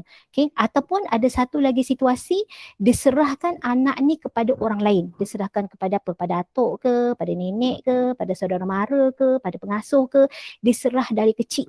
Okay, diserah dari bayi tu sampai tempoh-tempoh tertentu. Contohnya sampai remaja tu umur 12 tahun ataupun remaja tu sampai berumur 17 tahun. Apa tu baru diambil. Okay, yang mana keluarga neglect, pendekatan gaya neglectful ni memang parent tu tak terlibat langsung. Orang tak pi kau lah sana, dia macam tu. Biarlah kau sana. Dia tak terlibat langsung. Dia tahu, dia bagi duit. Okay, contoh macam pengasuh, dia bayarlah. Dia bayar berapa jumlah tertentu, amount tertentu, dia bayar. Kau settlekan anak aku dah bagi duit, kau settlekan anak aku. Macam tu ya. Kalau ada bibik pengasuh, dia nak apa bi? Nak ambil ni. Dia nak apa bi? Nak ambil ni. Dia bayarlah pada pembantu gaji tu kan. Tapi dia tak ambil tahu anak tu langsung. Okay. Dan kalau diserah kepada atuk ke, serah pada pengasuh ke, parent ni dia akan ambil sekali-sekala lah. Contohnya dalam sebulan sekali dia ambil, ambil hari Sabtu, Ahad dia pulang lah. Okay, ni parent yang jenis neglectful ni. Okay, dan kesan dia apa? Kesan dia memang sangat memberi kesan pada anak sebab dah neglect kan, dari abai kan. Memang anak tak ada role model. Sedangkan Nabi Muhammad ajar parent sebagai role model kepada anak. Tapi tak ada, anak ni tak ada role model. Dia tak dapat kasih sayang daripada parents dia, pada mak bapak dia. Dia dapat kasih sayang daripada orang lain. Jadi bayangkan kalau dijaga oleh datuk atau neneknya, atuk neneknya meninggal, apa perasaan budak tu? Apa perasaan budak tu? Dia akan rasa saya dah tak ada siapa-siapa lagi. Nak balik dengan parent. Parent tak pernah jaga saya. Dia akan berlaku konflik dekat situ. Emosi dia, okay, konflik nak sesuaikan diri tu susah, okay. Sebab dah lama memang tak dijaga, tak diambil tahu, komunikasi akan terjejas. Pada waktu ini memang berlaku je perbezaan didikan. Orang yang jaga dia mungkin mengamalkan gaya keibuapan yang permisif ke, gaya keibuapan yang boleh berbincang ke, sampai kepada mak bapak dia, contohnya mak bapak dia yang jenis strict. Jadi bila berlakunya perbezaan didikan tu, lebih-lebih lagi tak ada hubungan dengan anak tu, jadi dia mampu memberi kesan kepada emosi, emosi remaja tersebut. Okey. Dan kemudian inilah beberapa panduan. Sebenarnya daripada gaya-gaya keibubapaan tu ada beberapa, memang panduan ni dah ada dalam Islam pun. Okey, panduan ni dah ada Islam pun. Cuma kita amal ataupun kita tidak mengamalkan sahaja, ataupun kita kurang beramal. Okey, kalau saya ambil 3 sajalah, walaupun ada banyak, ada nasihat uluan ke, ambil yang paling simple sekali. Okay, kalau Nabi Muhammad dia mengajar bentuk macam mana? Okay, gunakan kasih sayang, gunakan kelembutan. Parents itu menjadi role model, menjadi suri tauladan kepada anak-anak. Okay, Nabi Muhammad ajar apa?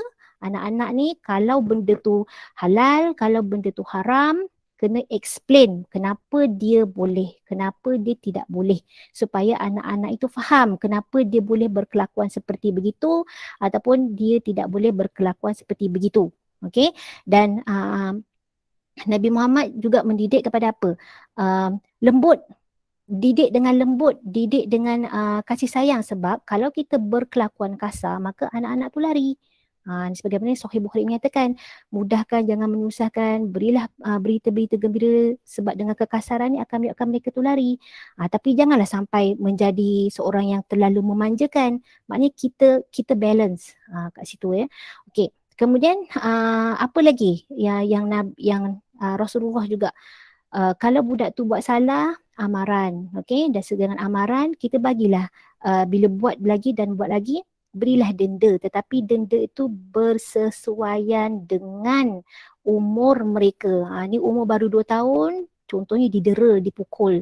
Dengan apa? Contoh dipukul dengan hanger ke. Jadi tidak sesuai. Macam mana kalau macam tu anak tu hendak menjadikan parent dia sebagai role model? Kalau parent dia tu sendiri tak mampu menjadi role model yang baik, Kemudian kalau mengikut kepada Muhammad Khair Fatimah, Muhammad Khair Fatimah ni dia mengatakan kalau nak mendidik kanak-kanak ni ataupun mendidik remaja ni, macam mana nak membentuk spiritual dia ni, okey, kalau Khair Fatimah dia bahagikan kepada 3. Okey, kepada sebelum lahir, pelaksanaan dia lahir hingga 7 tahun, dan juga waktu anak-anak itu diberi didikan umur 7 tahun sehinggalah balik.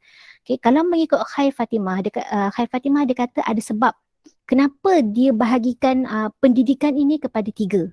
Okey, sebab Khair Fatimah cakap nak berbicara dengan remaja ni ikut kemampuan akal. Anak dalam kandungan, macam mana cara kita berbicara dengan anak dalam kandungan ni? Dengan cara, contohnya apa, kita selalu dengarkan bacaan-bacaan ayat Quran, selalu bercakap dengan dia, bercakap yang baik-baik dengan dia. Sebab janin itu bagaimana? Okay, kalau anak itu dah lahir sehingga umur 7 tahun, dibahagikan begitu. Jadi kemampuan akal waktu kanak-kanak lahir hingga 7 tahun berbeza. Jadi kena bercakap gaya mereka, faham gaya mereka. Kalau budak tu dah berumur 7 tahun sehingga balik, kemampuan akalnya juga berbeza. Jadi didikan 7 tahun ke atas mengikut kemampuan akal kanak-kanak tersebut. Okay. Kemudian Khair Fatimah juga mengatakan kenapa kena 3 fasal ni? Sebab nak memberi kemantapan spiritual, mantap akidah, tak boleh zot macam tu saja, mesti beransur-ansur. Sebelum lahir dalam kandungan tu dah dibiasakan dengan apa? Dah dibiasakan dengan makanan yang baik, dah dibiasakan dengan mendengar perkataan-perkataan yang baik. Beransur-ansur anak tu lahir, sebab tu dalam Islam anak tu lahir diazankan, diazankanlah, diiqamahkan, nak memantapkan akidah tu, nak membiasakan anak-anak tu dengan akidah. Kemudian anak tu waktu bayi, kita nak solat, kita boleh letak anak tu dekat sebelah kita, bayi, walaupun kita nampak anak kita tapi dia faham kalau dia dah dibiasakan kita solat, kita biasakan dia dari kat bayi duduk di sebelah kita, lama-lama anak tu faham, dia kata, oh mak saya nak solat, ayah saya nak solat. Okay? Dan juga kenapa perlu kepada 3 fasal ni? Kalau mengikut Khair Fatimah, setiap fasal ini dia ada prinsip ganjaran dan juga denda mengikut umur. Okay, kalau ganjaran dalam bentuk dalam kandungan tu tak adalah ganjaran dia. Kalau budak yang lahir, kita kata yang budak dah mampu, yang dah berakal sikit, contohnya umur dia dah 2 tahun, 3 tahun, apa ganjaran yang kita nak bagi kepada dia? Kalau dia makan dengan elok, apa ganjaran kita nak bagi? Okey, kalau dia dengar cakap, kita ganjaran apa yang kita nak bagi? Kalau dia buat salah, apa denda yang kita nak berikan kepada dia? Namun perlu mengikut peringkat umur yang sesuai dengan mereka. Okey, kemudian kalau mengikut kepada Muhammad Saleh Samad, mengikut Saleh Samad ni nanti saya akan share bagaimana hendak berkomunikasi ni, berkomunikasi dengan anak, macam mana kita nak menerapkan elemen-elemen spiritual, kita nak sentuh hati dia, kita nak nak tenangkan nafsu dia tu, yang nafsu amarah dia tu, ataupun nafsu yang amarah, lawamah. Yang lawamah ni kan tengah-tengah, macam mana kita nak tonton nafsu dia tu supaya dia maintain dan dia lebih baik dan juga lebih baik lagi. Okay, itu yang Muhammad Saleh Samad beri panduan kepada kita. Komunikasi ini perlu mengikut Saleh Samad. Kerana apa? Melalui komunikasi dengan parent ni boleh melatih anak kita berfikir, membentuk soal jawab, membina keyakinan kepada remaja ni, kepada anak kita ni. Okay.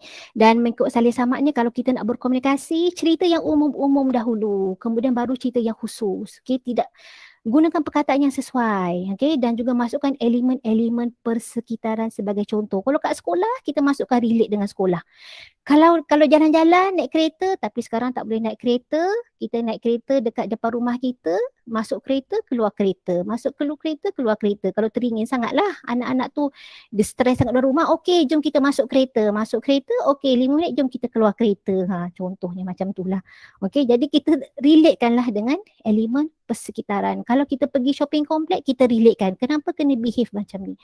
Pergi sekolah, kenapa kena buat macam ni? Kalau pergi rumah atuk nenek, kenapa kena buat macam ni? Ya. Itu ialah antara teknik.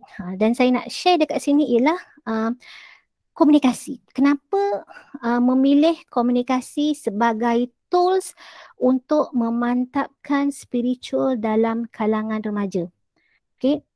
Yang paling power ialah komunikasi. Komunikasi ni banyak kan, ada komunikasi lisan, komunikasi bukan lisan. Kalau komunikasi ni, komunikasi dalam bentuk WhatsApp boleh, komunikasi dalam bentuk surat boleh. Banyak. Itulah the power of komunikasi. Tools kita nak bercakap dengan kanak-kanak ni ialah komunikasi. Okay. Komunikasi ni kenapa penting sangat komunikasi ni? Penting sangat bercakap dengan anak ni sebab boleh membantu remaja ni, anak-anak ni belajar memahami apa yang berlaku di sekeliling mereka, dan juga bila kita bercakap dengan anak-anak remaja ni, kita boleh faham apa yang mereka fikir, apa yang mereka rasa.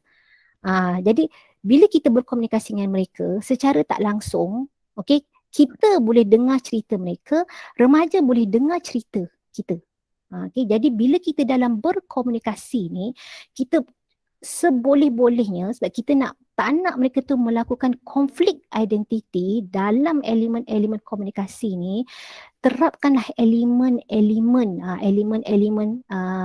spiritual tu, beri nasihat tu relate dengan tauhid, relate dengan Tuhan, okay, relate dengan persekitaran, okay, beri bimbingan kepada remaja ni melalui komunikasi, sebab melalui komunikasi ni kita lebih mesra, okay, tanpa unsur paksaan. Dengan melalui komunikasi ni juga akan menggalakkan proses kefahaman, okay, remaja faham apa yang kita nak dan kita pun faham apa perasaan dia, okay, dan juga kita tidak memaksa, mesti. Kalau memaksa tadi dah jadi pendekatan parent yang pertama kan. Yang tu tadi authoritarian tu susahlah pula. Jadi kita macam komunikasi ni lebih pada yang santai, lebih pada seimbang-seimbang, okey. Dan komunikasi ni kalau remaja tu contohnya anak kita ke remaja kita tu dah buat salah, okey, komunikasi yang pertama ialah sabar dulu, jangan terus nak melenting, jangan terus nak marah, okey, sabar dulu, fikir apa aku nak buat dengan dia ni, ikhtiar. Bila kita ikhtiar, kita lakukan komunikasi, dan penting kat situ kita kena bertawakal. Okay, ikhtiar ialah kita melalui komunikasi. Kemudian kita jangan lupa doa, jangan lupa bertawakal. Okay, kita berikhtiar, ikhtiar kita ialah untuk apa? Membimbing remaja ni dapat keluar daripada kisah lama dia. Okay, buka buku baru. Dia memang dah buat salah, kita clearkan salah dia tu. Benda itu dah berlaku dan dah berlaku, itu sebagai kita tak adalah kata dah berlaku, nak buat macam mana? Berlaku macam mana? Sekarang ialah kita nak buat apa? Teruskan kehidupan.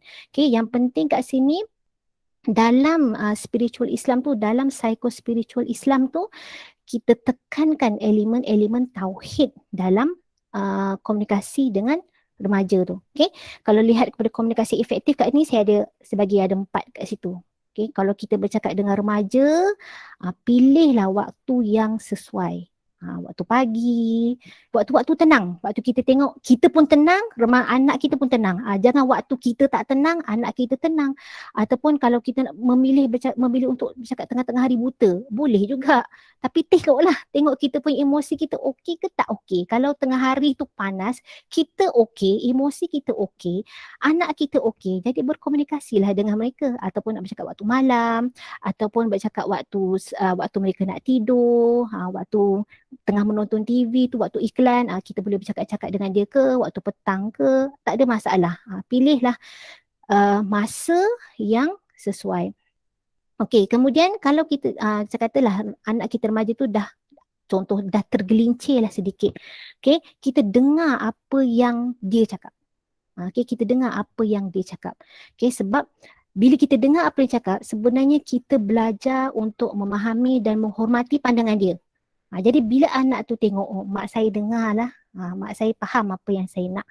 Okay, jadi kita dengar, kalau boleh jangan buat andaian negatif dahulu. Dengar saja apa yang dia kata. Sebab budak-budak, remaja-remaja ni, budak-budak ni, okay, budak tahap yang kanak-kanak bagaimana, remaja bagaimana, remaja dewasa bagaimana. Sebab cara dia bercakap, apa yang dia cerita tu bergantung kepada tahap umur, kematangan kanak-kanak tu. Kadang-kadang kita tak faham apa benda lah dia cakap ni. Cuba faham. Tapi jangan menyampuk dulu, dengar saja, dengar dah habis cerita, yang tak faham kita tanya. Oh, okey, betul ke begini? Oh, tadi adik cakap macam ni, macam ni. Macam ni ke? Okey. Jadi anak tu dia akan, yelah mak saya dia cuba nak faham apa yang saya, masalah saya ni, apa yang saya hadapi ni. Okey, kemudian komunikasi efektif ni nak membiasakan anak tu yang nak kata apa, emosi dia bagus ni, kita sebagai parent kita terbuka dan juga kita jujur. Kita jujur sebab bila kita jujur dalam meluahkan perasaan, jujur dalam meluahkan pendapat kita secara terbuka, anak-anak ni dia akan melatih diri dia akan ekspres perasaan dia dengan betul. Dia tak ada simpan-simpan perasaan. Kalau dia rasa sedih, dia akan tunjuk. Kalau dia rasa marah, dia akan tunjuk. Pada waktu itulah kalau kita nampak dia berkelakuan yang agak tergelincir waktu tengah berkomunikasi tu, kita jujur. Ibu rasa, ibu berpendapat kalau adik buat begini, apa yang akan berlaku. Kita jujur dengan dia, terbuka. Okay. Kemudian, waktu bercakap dengan anak tu, komunikasi efektif ni, kita tengok kepada tingkah laku anak tu, tingkah laku remaja tu. Bukan kita tengok apa yang dia cakap, kita tengok apa tingkah laku dia. Okay, contoh dia macam ni. Anak tu kita kata dalam suasana PDPR lah. Kita kata, kakak buat apa tu? Kakak tengah belajar ni, tapi tangan dia ketek. Tangan dia kita tahulah, oh budak ni main game. Contoh macam tu ya. Jadi bila kita bercakap dengan anak ni, kita tengok body language dia tu macam mana. Kadang-kadang dia cakap benda yang lain tapi body language-nya lain. Jadi bila kita berkomunikasi, kita beri perhatian kepada tingkah laku mereka tu, jadi kita faham, tengok pada situasi. Kadang-kadang kita panggil dia, kita kata, adik tak solat contoh dah jam 6 adik tak solat ya? Solat tapi mata dia menerawang, lepas tu badan dia bergerak-gerak. Tu maknanya kita tahulah, ni kelentong ni. Maknanya apa yang dia cakap tu tidak sama dengan apa yang body language dia. Tu teknik kalau kita nak bercakap, nak kenal pasti anak ni dia cakap tu dia dah bersedia ke ataupun dia tidak bersedia ke, ataupun dia dah start konflik, nak cakap betul cakap tak betul, cakap betul cakap betul kena marah, cakap tak betul dah gila kena marah. Jadi body language tu penting. Tengok, dan kita pun sebagai parent waktu kita nak tengok pada tingkah laku tu, kita pun kenalah body language kita pun kena firm jugalah. Okay, pergi pada next. Okay. Dan cara nak berkomunikasi dengan remaja ni pun dia berbeza. Okey, kalau komunikasi dengan kanak-kanak sekolah ni, okey, saya bercakap dengan kanak-kanak sekolah, dengan prasekolah, ada remaja atas, ada dewasa. Okey, kalau kita bercakap dengan budak-budak sekolah ni, okey, kemahiran ni memang banyaklah. Okey, kemahiran mendengar ada, bercakap ada, membaca ada, menulis je. Bila bercakap dengan budak-budak prasekolah ni atau sekolah rendah ni, yang paling utama ialah kemahiran mendengar. Kemahiran mendengar.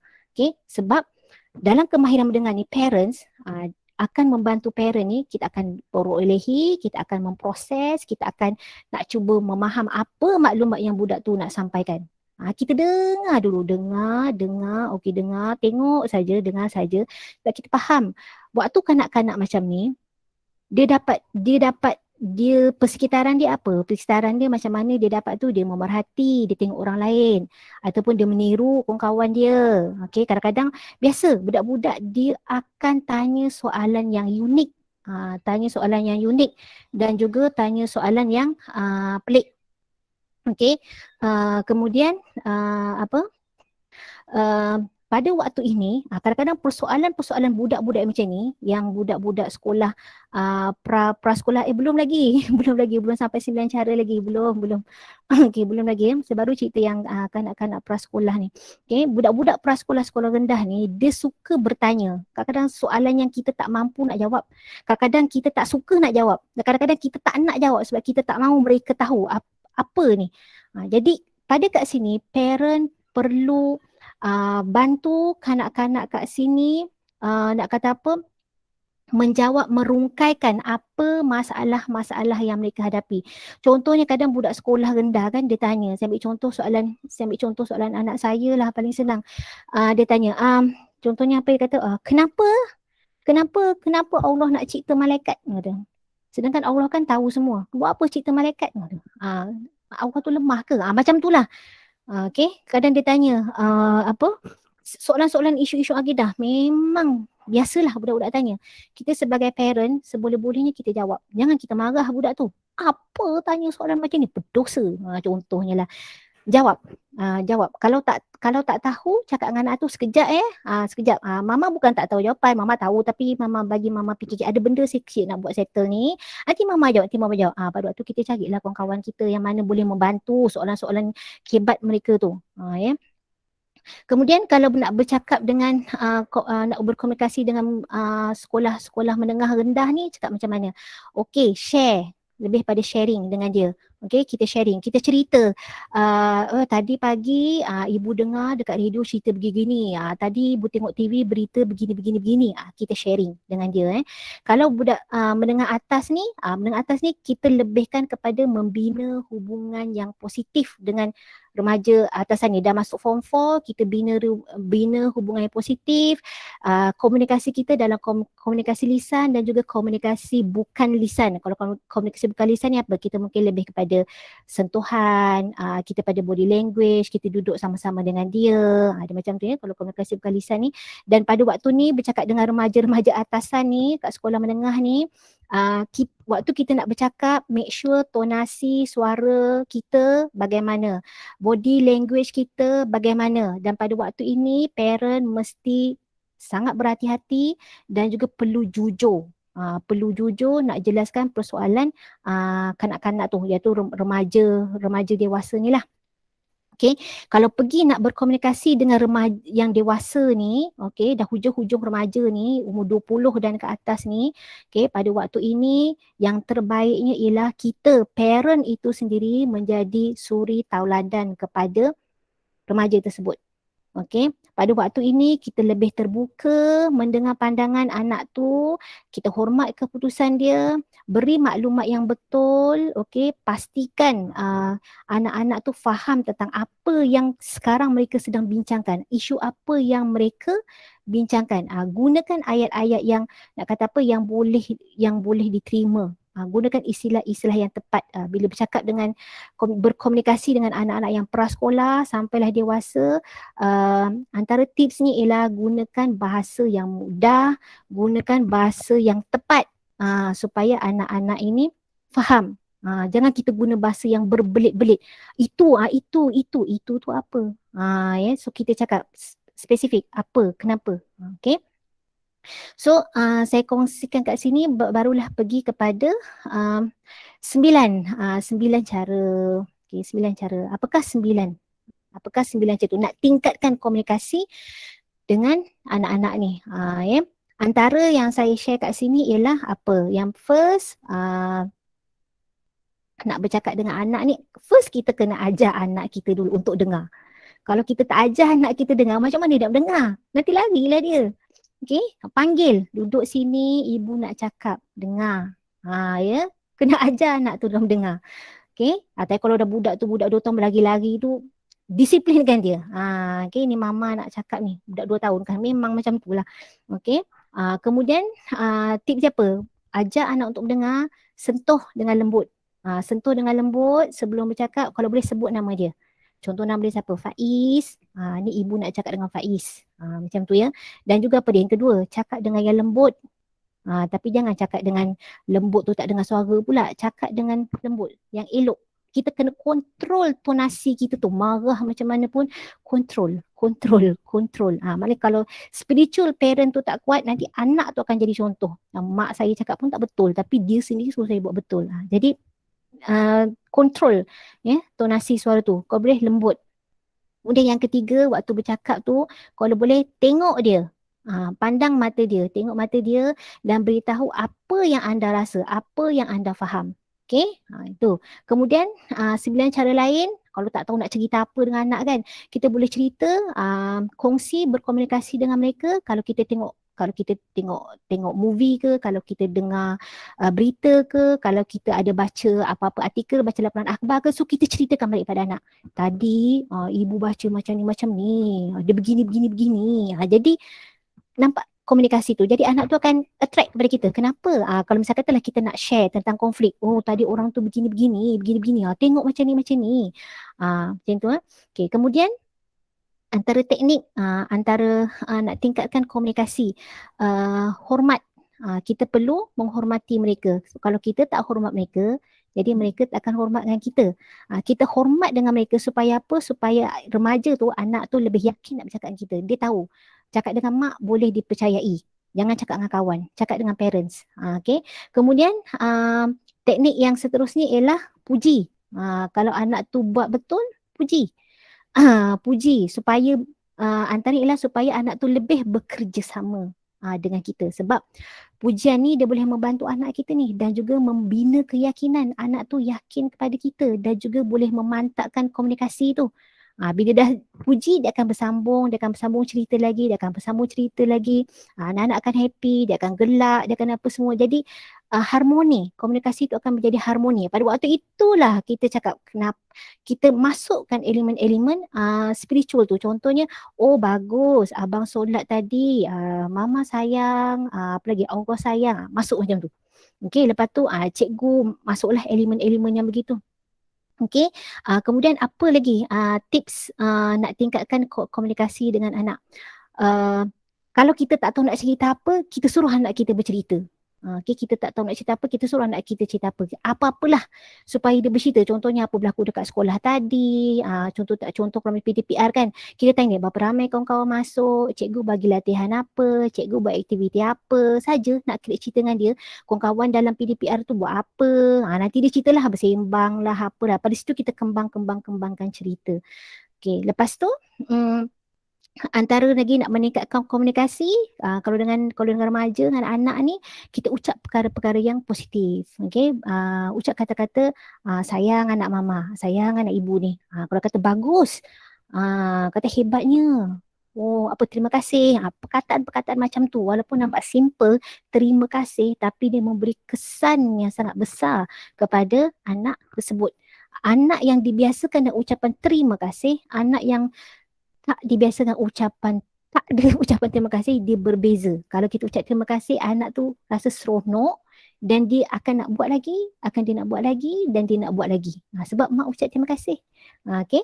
Kemudian selepas itu, beri penuh perhatian kepada anak. Yelah, kita memang sibuk. Kita sibuk masa nak jawab WhatsApp, apa semua kan.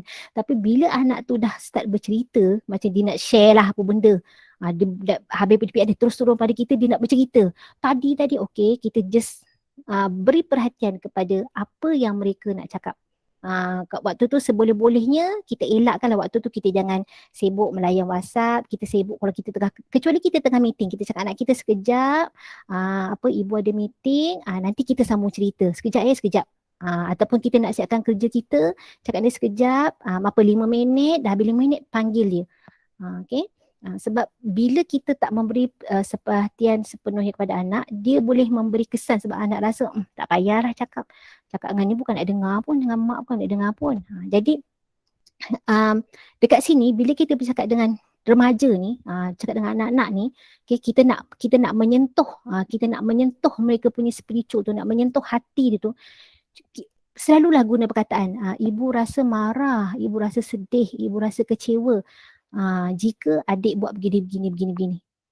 Ataupun kita nak beri message kepada anak kita ni, kesan. Kalau kakak buat macam ni, apa akan berlaku pada ni. Nampak, kita sampaikan message tu. Kemudian kita cakap apa? Ibu mahu, mama mahu, abang macam mana. So budak dia faham, oh mak nak apa. Lepas tu mak tu rasa apa. Rasa kecewa, rasa sedih, rasa apa. Jadi dia akan fikir kesan, dia akan fikir jangka masa panjang. Apabila kakak buat begini, akan berlaku apa-apa. Ya. Jadi pada saya, dalam nak membentuk spiritual remaja-remaja yang mempunyai konflik, konflik identiti ni, macam mana dia nak bertindak ke, macam dia nak berekspres dia punya perasaan ke, komunikasi daripada keluarga itu sangat-sangat penting. Sangat-sangat penting. Walaupun ada persekitaran yang lain, Okay, ada rakan-rakan dia, ada tontonan, ada bacaan dia, tetapi the main yang asas kepada remaja itu nak membentuk jati diri dia ialah bermula dari rumah. Itu pada perkongsian saya yang saya tengok, yang saya lihat pada hari ini. Okey, ada lagi tak? Okey, itu saja. Sekian. Terima kasih. Saya harap you all masih lagi okey ataupun dah penuh sangat ke, boleh rehat sekejap, bolehlah pergi nak minum ke nak apa ke, boleh. Terima kasih. Alhamdulillah, selesai pembentangan dan huraian terperinci dari Dr. Hamimah. Banyak input-input penting yang boleh diambil pengajaran dan tindakan daripada kita semua. Kita kat sini ada, dekat ruangan chat kita ada 2 soalan. Satu diambil daripada Facebook, daripada Ashraf Wahab. Pada pandangan saya, psikospiritual ini banyak berkaitan dengan exposure tentang matlamat hidup. Yang mendapat informasi salah akan menyebabkan mereka merasakan masalah hidup adalah tekanan. Tekanan itu akan menekan psikospirit mereka dan akhirnya bila tekanan melebihi kemampuan untuk menahannya, mereka akan mengambil jalan menamatkan riwayat mereka. Kata kuncinya adalah exposure tentang matlamat hidup yang lain orang, lain pendedahannya. Betul tak, Doktor? Okey. Boleh saja, yang penting ialah bagaimana cara kita nak memaklumkan. Kalau lihat kepada soalan dia lebih pada memberi pandangan kan. Ashraf Wahab dia banyak memberi pandangan psikospiritual berkaitan dengan exposure. Ya, bagaimana seseorang itu pengalaman dia pada tentang matlamat hidup. Mungkin macam Ashraf ni, parent dia ataupun pengalaman dia sendiri yang lebih expose tentang matlamat hidup. Okay, dan kalau nak kata masalah hidup adalah tekanan yang berinformasi. Ya betul. Kalau mendapat informasi yang salah, cara berfikir yang salah, maklumat yang salah, benda tu sepatutnya benda kecil, dia akan berfikir, akan memberatkan dia dan akhirnya menjadi satu bentuk tekanan. Ya betul, Ashraf, saya setuju yang tu.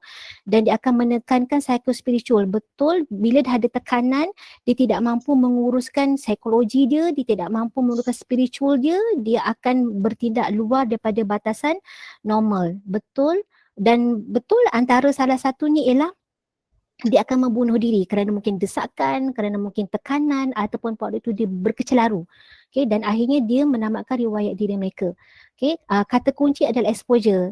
Tak apa, tak ada masalah. Apa saya terima pandangan tu, kita boleh create macam-macam kata kunci, yang penting untuk diri kita dan juga untuk orang lain. Kalau kita yakin berpendapat matlamat hidup, kita perlu tahu. Okay, kalau itu yang anda faham, yang boleh teruskan, maka teruskan. Sebab kadang-kadang kefahaman setiap orang dia berbeza-beza. Selagi kefahaman itu berada pada landasan syariat dia, tidak terkeluar daripada Al-Quran ke apa, kita teruskan, tak ada masalah. Okay, kita ada soalan kedua daripada Nazmin Ismail. Assalamualaikum Doktor. Ada situasi di mana ibu bapa mengamalkan keterbukaan dalam berkomunikasi.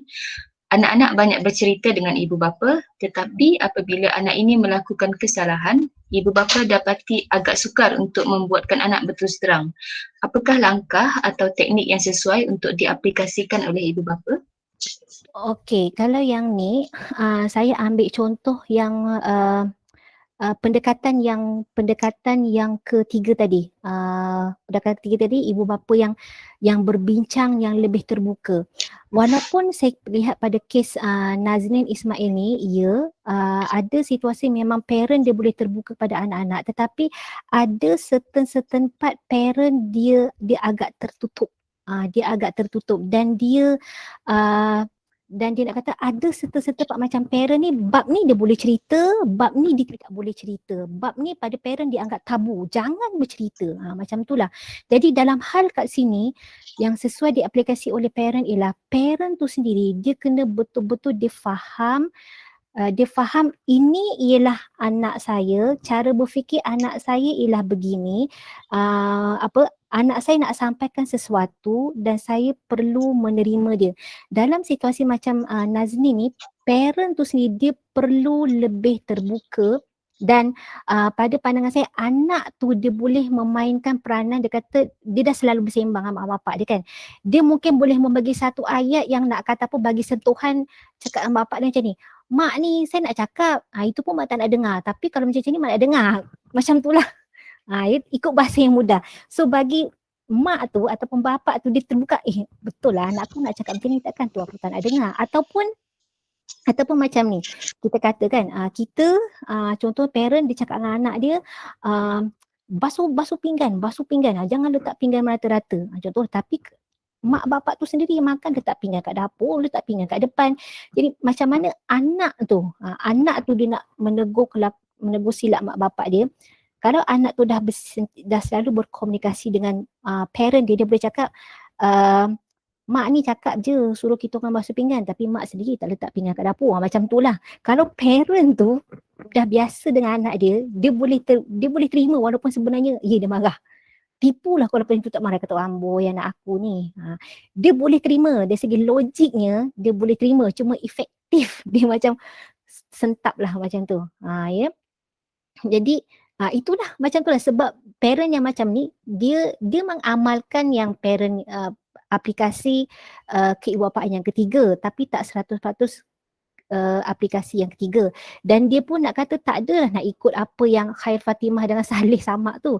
Jadi antara tips ialah parent kena sentiasa belajar dan belajar lagi. Tak semestinya kita menjadi parent, kita sudah menjadi parent yang sempurna.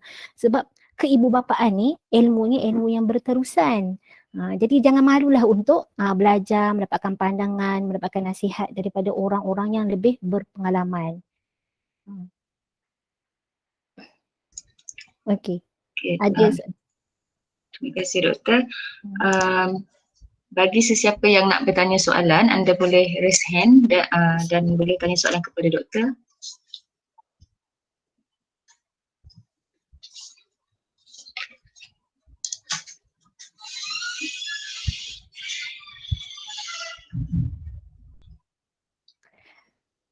Ada tak sesiapa lagi yang nak tanya soalan?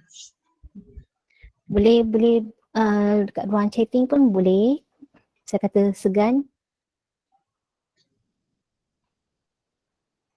Okey, sementara kita tunggu soalan-soalan yang ditulis ataupun segan nak tanya pun faham ke, kat sini saya pun nak berkongsi juga macam mana nak menjawab soalan-soalan yang selalu berkait rapat dengan akidah spiritual pada kanak-kanak ni. Budak sekolah rendah, macam saya contoh bagi soalan tadi kan, budak-budak tanya, kenapa Allah cipta malaikat?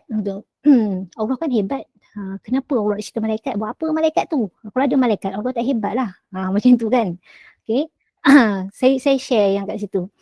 Waktu soalan ditanya macam tu, sekiranya anda berhadapan dengan soalan macam tu, jangan panik. Jangan marah anak tu. Sebabnya saya berhadapan dengan isu macam ni, parent tu bila dia tanya dia marah. Apa tanya soalan-soalan macam ni? Berdosa. Tak ada soalan lain ke nak tanya? Macam tu lah, dia marah budak tu. So budak tu marah lah, dia kata nak tanya pun tak boleh, tanya je, janganlah marah-marah. Macam tu lah. So yang kita ni mencari jawapan. Apa aku nak jawab ni? Waktu tu lah dapat jawapan. Dengan budak tu saya cakap apa? Dia kata bukan Allah tu tak hebat. Allah tu hebat. Sebab Allah tu hebat lah Allah cipta malaikat. So budak tu tanya lagi, hebat apa bondonya? Macam ni saya cakap, saya bagi jawapan logik dekat kanak-kanak tu ya. Ni anak saya sendirilah sama cerita. Saya cakap dia macam ni. Dekat sekolah ada cikgu kan? Okey, dekat dalam kelas tu ada guru kelas, ada ketua kelas, ada penolong ketua kelas. Betul tak? Dia kata ada. Saya cakap dia, kenapa cikgu lantik ketua kelas? Kenapa cikgu lantik penolong ketua kelas? Saya bagi soal jawab macam tu. So anak akan kata, ketua kelas tu yelah ada tolong cikgu, nak ambil buku datangan lah, tolong cikgu apa semua. Okey. Lepas tu saya kata, kalau cikgu tak lantik ketua kelas, adakah cikgu tu dia tak lemah? Cikgu tu dia tak kuat? Adakah cikgu tu lemah? Cikgu tu macam tak boleh buat semualah. So anak saya kata entah. So saya kata kalau cikgu tu tak lantik ketua kelas, bukanlah bermakna cikgu tu lemah. Cikgu tu boleh je buat semua. Dia boleh buat Dia boleh isi rekod kedatangan, dia boleh tanda buku, semua tu cikgu tu boleh buat. Tapi cikgu tu dalam kelas dia lantik orang-orang, individu-individu tertentu sebab nak bagi tugas. Dan ditugaskan untuk buat apa, orang ni buat apa, orang ni buat apa, orang ni buat apa, orang ni buat apa. Macam cikgu nak jaga kelas ni, cikgu juga nak jaga kelas ni, cikgu ni dia jaga kelas ni. Jadi setiap kelas tu adalah ketua-ketua kelasnya. Jadi ketua yang dilantik ni mempunyai tugas peranan sendiri untuk nak kata apa, nak kata memudahkan kerja cikgu, tapi tak bermaksud cikgu tu lemah.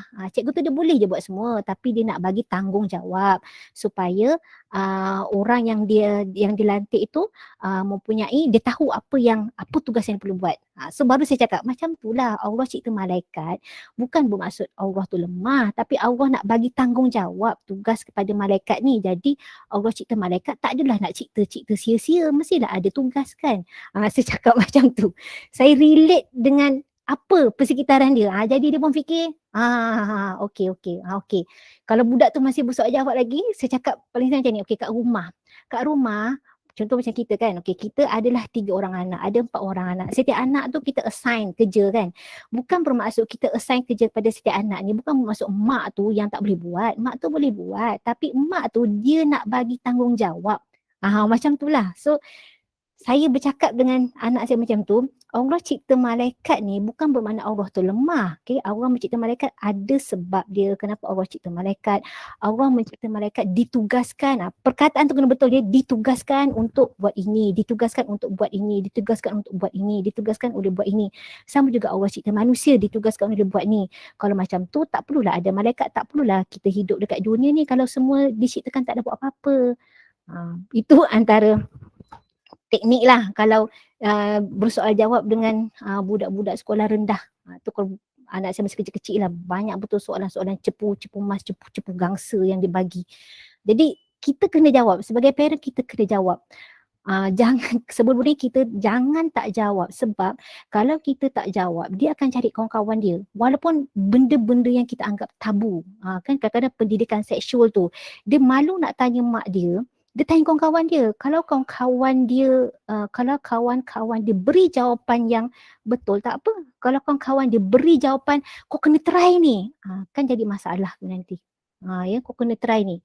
Jadi kena kongsi, nak tak nak kena kongsi. Even kalau macam bila nak bercakap benda-benda yang kita anggap sebagai tabu, pendidikan seksual, cakap perkataan, guna istilah yang betul. Okay? Kalau saya kata breast, ialah breast. Saya kata penis, ialah penis. Saya kata vagina, ialah vagina. Saya akan straight cakap macam tu. Saya tak ada kata ini ialah pelam, ini ialah rama-rama. Saya tak akan guna word-word macam tu. Sebab kefahaman anak-anak ni rama-rama apa?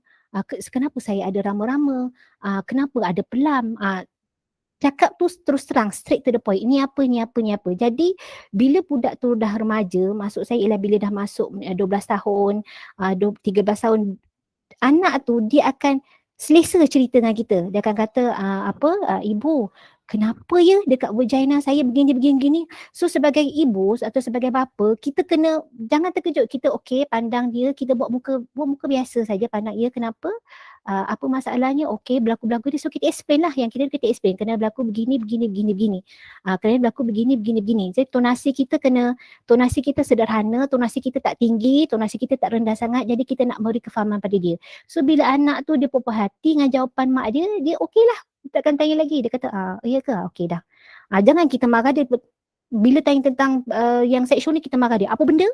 Kau ni tak ada benda lain? Ni semua. Dia akan jadi kes macam tu nanti. Dan percayalah bila anda terbuka, anak-anak anda dia akan berkongsi apa yang berlaku dekat sekolah. Kawan-kawan dia bawa CD lucah ke, tengok cerita lucah, semua dia akan cerita kat kita, kat parent. Dan kita pada waktu itu adalah peranan kita menerapkan psikospiritual kat dia. Kita bagi tahu, kau join sekali ke? Kalau dia kata dah terdengar, dah buat macam mana. So kita betulkan apa yang dia dengar tu, apa kefahaman dia, kawan dia cerita apa, kita betulkan balik. Tapi dalam keadaan yang dalam keadaan yang kita tidak marah dia, dalam keadaan yang terbuka, dalam keadaan yang kita kata keadaan yang suasana yang harmoni, macam tu. Ya. Okey, itu perkongsian saya dengan kanak-kanak, dengan remaja lah. Okay, kita ada dua lagi soalan kat sini daripada Tajul Anis. Salam doktor, maybe doktor boleh share kes-kes yang doktor handle dan apa kaedahnya yang doktor guna dalam mengendalikan kes. Soalan kedua daripada Nurul Najwa Azrin Azmi. Assalamualaikum doktor, saya dapati remaja sekarang ini suka meluahkan apa yang dirasai melalui media sosial.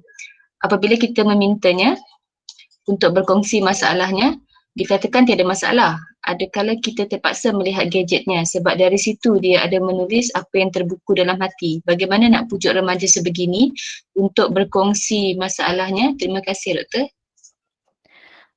Okey, untuk yang pertama tadi, nak share kes-kes. Kalau macam kes saya lebih kepada banyak remaja yang berkonflik sebelum ni.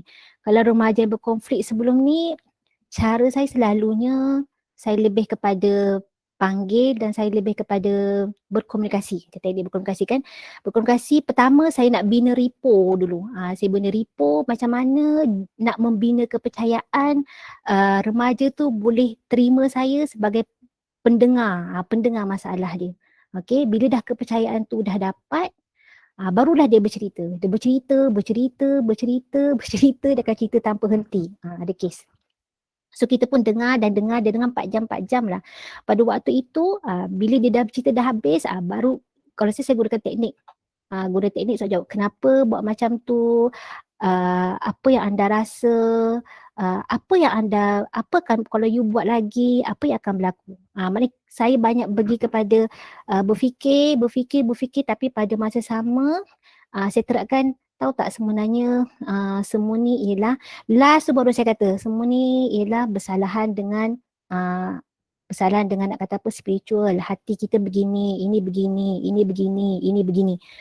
Yang saya nak bercakap tentang spiritual tu, saya tengok juga kes. Kalau budak tu macam budak yang boleh terima, nampak dia macam baik, saya masukkan elemen-elemen spiritual tu dari awal. Sebab nampak dia okey. Tapi kalau nampak budak yang jenis yang dia dalam 50%, 40%, budak-budak kat remaja budak bermasalah ni dekat rumah perlindungan ni, kalau budak yang 50%, 40% ni, saya akan cerita kenapa dekat hujung tu baru saya relate. Kenapa begini, sebenarnya benda macam ni begini. Relatekan dengan spiritual. Itu kalau yang saya pernah hadapi lah. Kalau dekat kes yang remaja-remaja yang bermasalah, yang saya hadapi ni dia masalah seksual. Okay, kalau saya pernah saya berhadapan dengan kes pelacuran ni, macam mana dia bercerita kat saya, dia terlibat dengan aktiviti pelacuran, lepas tu apa-apa semua, lepas tu dia pernah bertaubat 4 tahun, lepas tu dia patah balik pada pelacuran. Okay, yang kes saya handle yang ni ialah pun sama, nak membina repo dengan pelacur ni bukannya senang, susah. Okay, kita sentiasa kena ambil tahu dia ni apa semua macam tu lah. Dan bila dapat tangkap ni, bawa lah dia ke satu tempat sembang-sembang, cerita apa semua. The ending tu pun saya baru masukkan elemen-elemen yang tu lah. Kenapa, mengapa, apa masa depan, apa tujuan kita hidup, kenapa kita ni, di mana arah tujuan kita. Nak memberi mereka faham yang tu. Dia bukan tak tahu, macam kes macam pelacur ni, dia bukan tak tahu dia akan mati. Dia tahu tapi dia tak elemen menilai tu, dia tak tahu kenapa dia kena solat. Dia tak fikir kenapa dia perlu solat. Tu elemen create tu dia tak tahu. Dia cuma faham teori, ya kena solat, baca solat tu apa, tapi dia tak aplikasi dan dia tak menilai. So saya terapkan elemen kenapa perlu solat, kenapa perlu buat begitu, kalau tak buat ni akan jadi mengapa. Okay, itu antara teknik saya lah. Okay, kalau yang seterusnya dia kata berkongsi melalui media sosial. Okey, kalau budak macam ni, maknanya anak yang begini, remaja begini, kita sebagai parent, kita belum lagi menjadi pilihan dia untuk dia meluahkan pandangan. Okey, antara teknik ni ialah, macam saya share tadi kan, cuba kita berkomunikasi dengan mereka, bina repo. Dengan anak kita remaja tu kita bina repo. Kita selalu sembang dengan dia. Kita share apa yang kita lihat, kita share apa yang kita dapat. Okay? Kita sentiasa ajak mereka bercerita tentang tu, bercerita tentang ni. Kemudian kita share, tadi dekat contohnya kalau itu anak kita tadi kan, dekat office ibu kan, begini-begini. Ibu rasa seronok, ibu rasa begini. Okay? Sebab kita nak nak tarik masalah dia kan. Mungkin kita boleh create satu cerita yang tak ada cerita tu dekat office pun. Contohnya yang budak macam tak nak bercerita masalah ni, kita boleh cakap tadi dekat office ibu ada dia kawan ibu tu dia buat silap. So anak tu kata buat silap apa bu? Dia tulis kat Facebook. Dia kutuk-kutuk bos ibu. Lepas tu jadi ni habis. Dia kena panggil dengan bos, kesian dia. Ibu pun ni lah kat dia. Cakap lepas tu kita tengok dia macam ni. Sebab kita nak budak tu sedar, aku tulis dekat Facebook, aku tulis dekat media sosial. Nampak? Kita nak relatekan isu tu. Yang mana dia banyak share kat situ, dia tak cerita dengan orang yang betul. So, selagi kita tak bina kepercayaan kepada anak kita ni, kepada remaja tu, dia memang takkan nak share dengan kita. Kepercayaan tu mesti ada. First, kita mesti bina kepercayaan dengan anak kita ni. Yang mana anak kita berfikir orang yang paling layak yang saya berkongsi rahsia, berkongsi cerita ialah dengan mak saya ni. Bila sudah ada kepercayaan tu, dia akan bercerita tanpa kita tanya pun dia akan bercerita. Tanpa ada masalah pun dia akan bercerita. Sebab kita sentiasa berkomunikasi dengan mereka. Ya. Itu kalau pada pandangan saya lah Nurul Najwa. Kalau ikut pengalaman saya sendiri pun, macam kata pengalaman saya dengan anak saya tu pun dengan remaja, saya buat begitu. Remaja, contohnya anak tu telah tergelincir, okey. Jadi macam mana cara kita nak menarik anak kita tergelincir tu, yang dia memberi kepercayaan kepada kita, bina kepercayaan dia dengan cara berkomunikasi, tapi kena pelan-pelan Nurul Najwa. So how yang saya buat ialah saya saya dengan dia akan keluar bersama-sama. Keluar bersama-sama, contoh kat taman ke, sebelum PKP tu kat taman saya akan keluar bersama-sama, jalan bersama-sama, saya pegang tangan dia, saya akan cerita ni, saya tak sentuh isu masalah pun, cerita apa yang saya rasa, apa yang dia suka kat sekolah. Okey, hari pertama jalan macam tu saja, hari kedua jalan lagi, kita cerita pula kat sekolah apa, cerita, hari ketiga cerita lagi, hari keempat cerita lagi. Okey, percayalah Nur Najwa, dia akan bercerita. Dia akan bercerita sendiri tanpa kita meminta dia bercerita pun. Tu ya. Itu antara contoh lah yang boleh dikongsikan. Okey, ada lagi? Okey, ada lagi tak? Mungkin kita buka soalan terakhir ke? Minit-minit terakhir.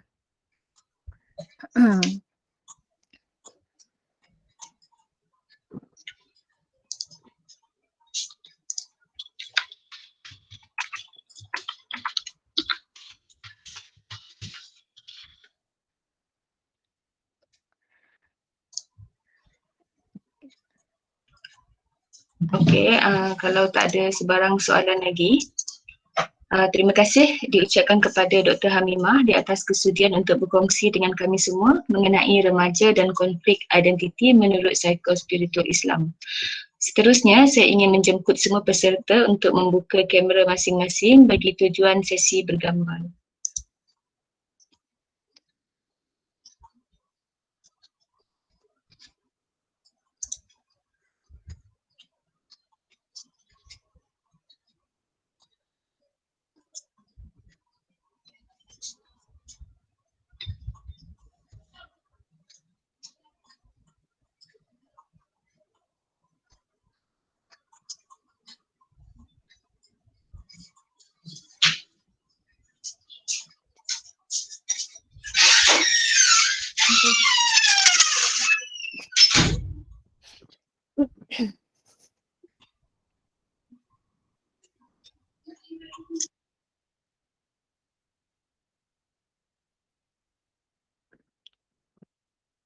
Dah ambil gambar ke?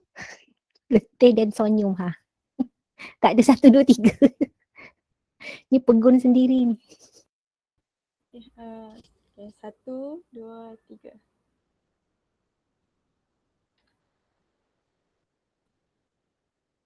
Lagi kat 1, 2, 3.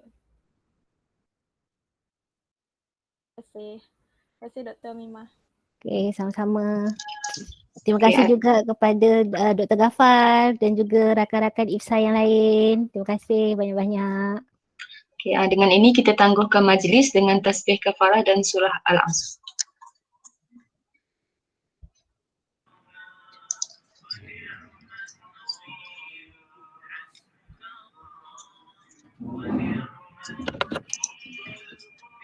Semoga para peserta sekalian sentiasa berada dalam keadaan sihat, jaga diri dan mari kita memperbanyakkan berzikir dan berdoa kepada Allah. Semoga kita sentiasa berada dalam rahmat dan perlindungan Allah. Jangan lupa teruskan support dan sertai webinar yang akan datang. Jemput ikuti perkembangan di Facebook IPSA dan jemput mendaftar menjadi ahli IPSA. Assalamualaikum. Waalaikumsalam warahmatullahi wabarakatuh. Waalaikumsalam warahmatullahi wabarakatuh. Terima kasih. Sama.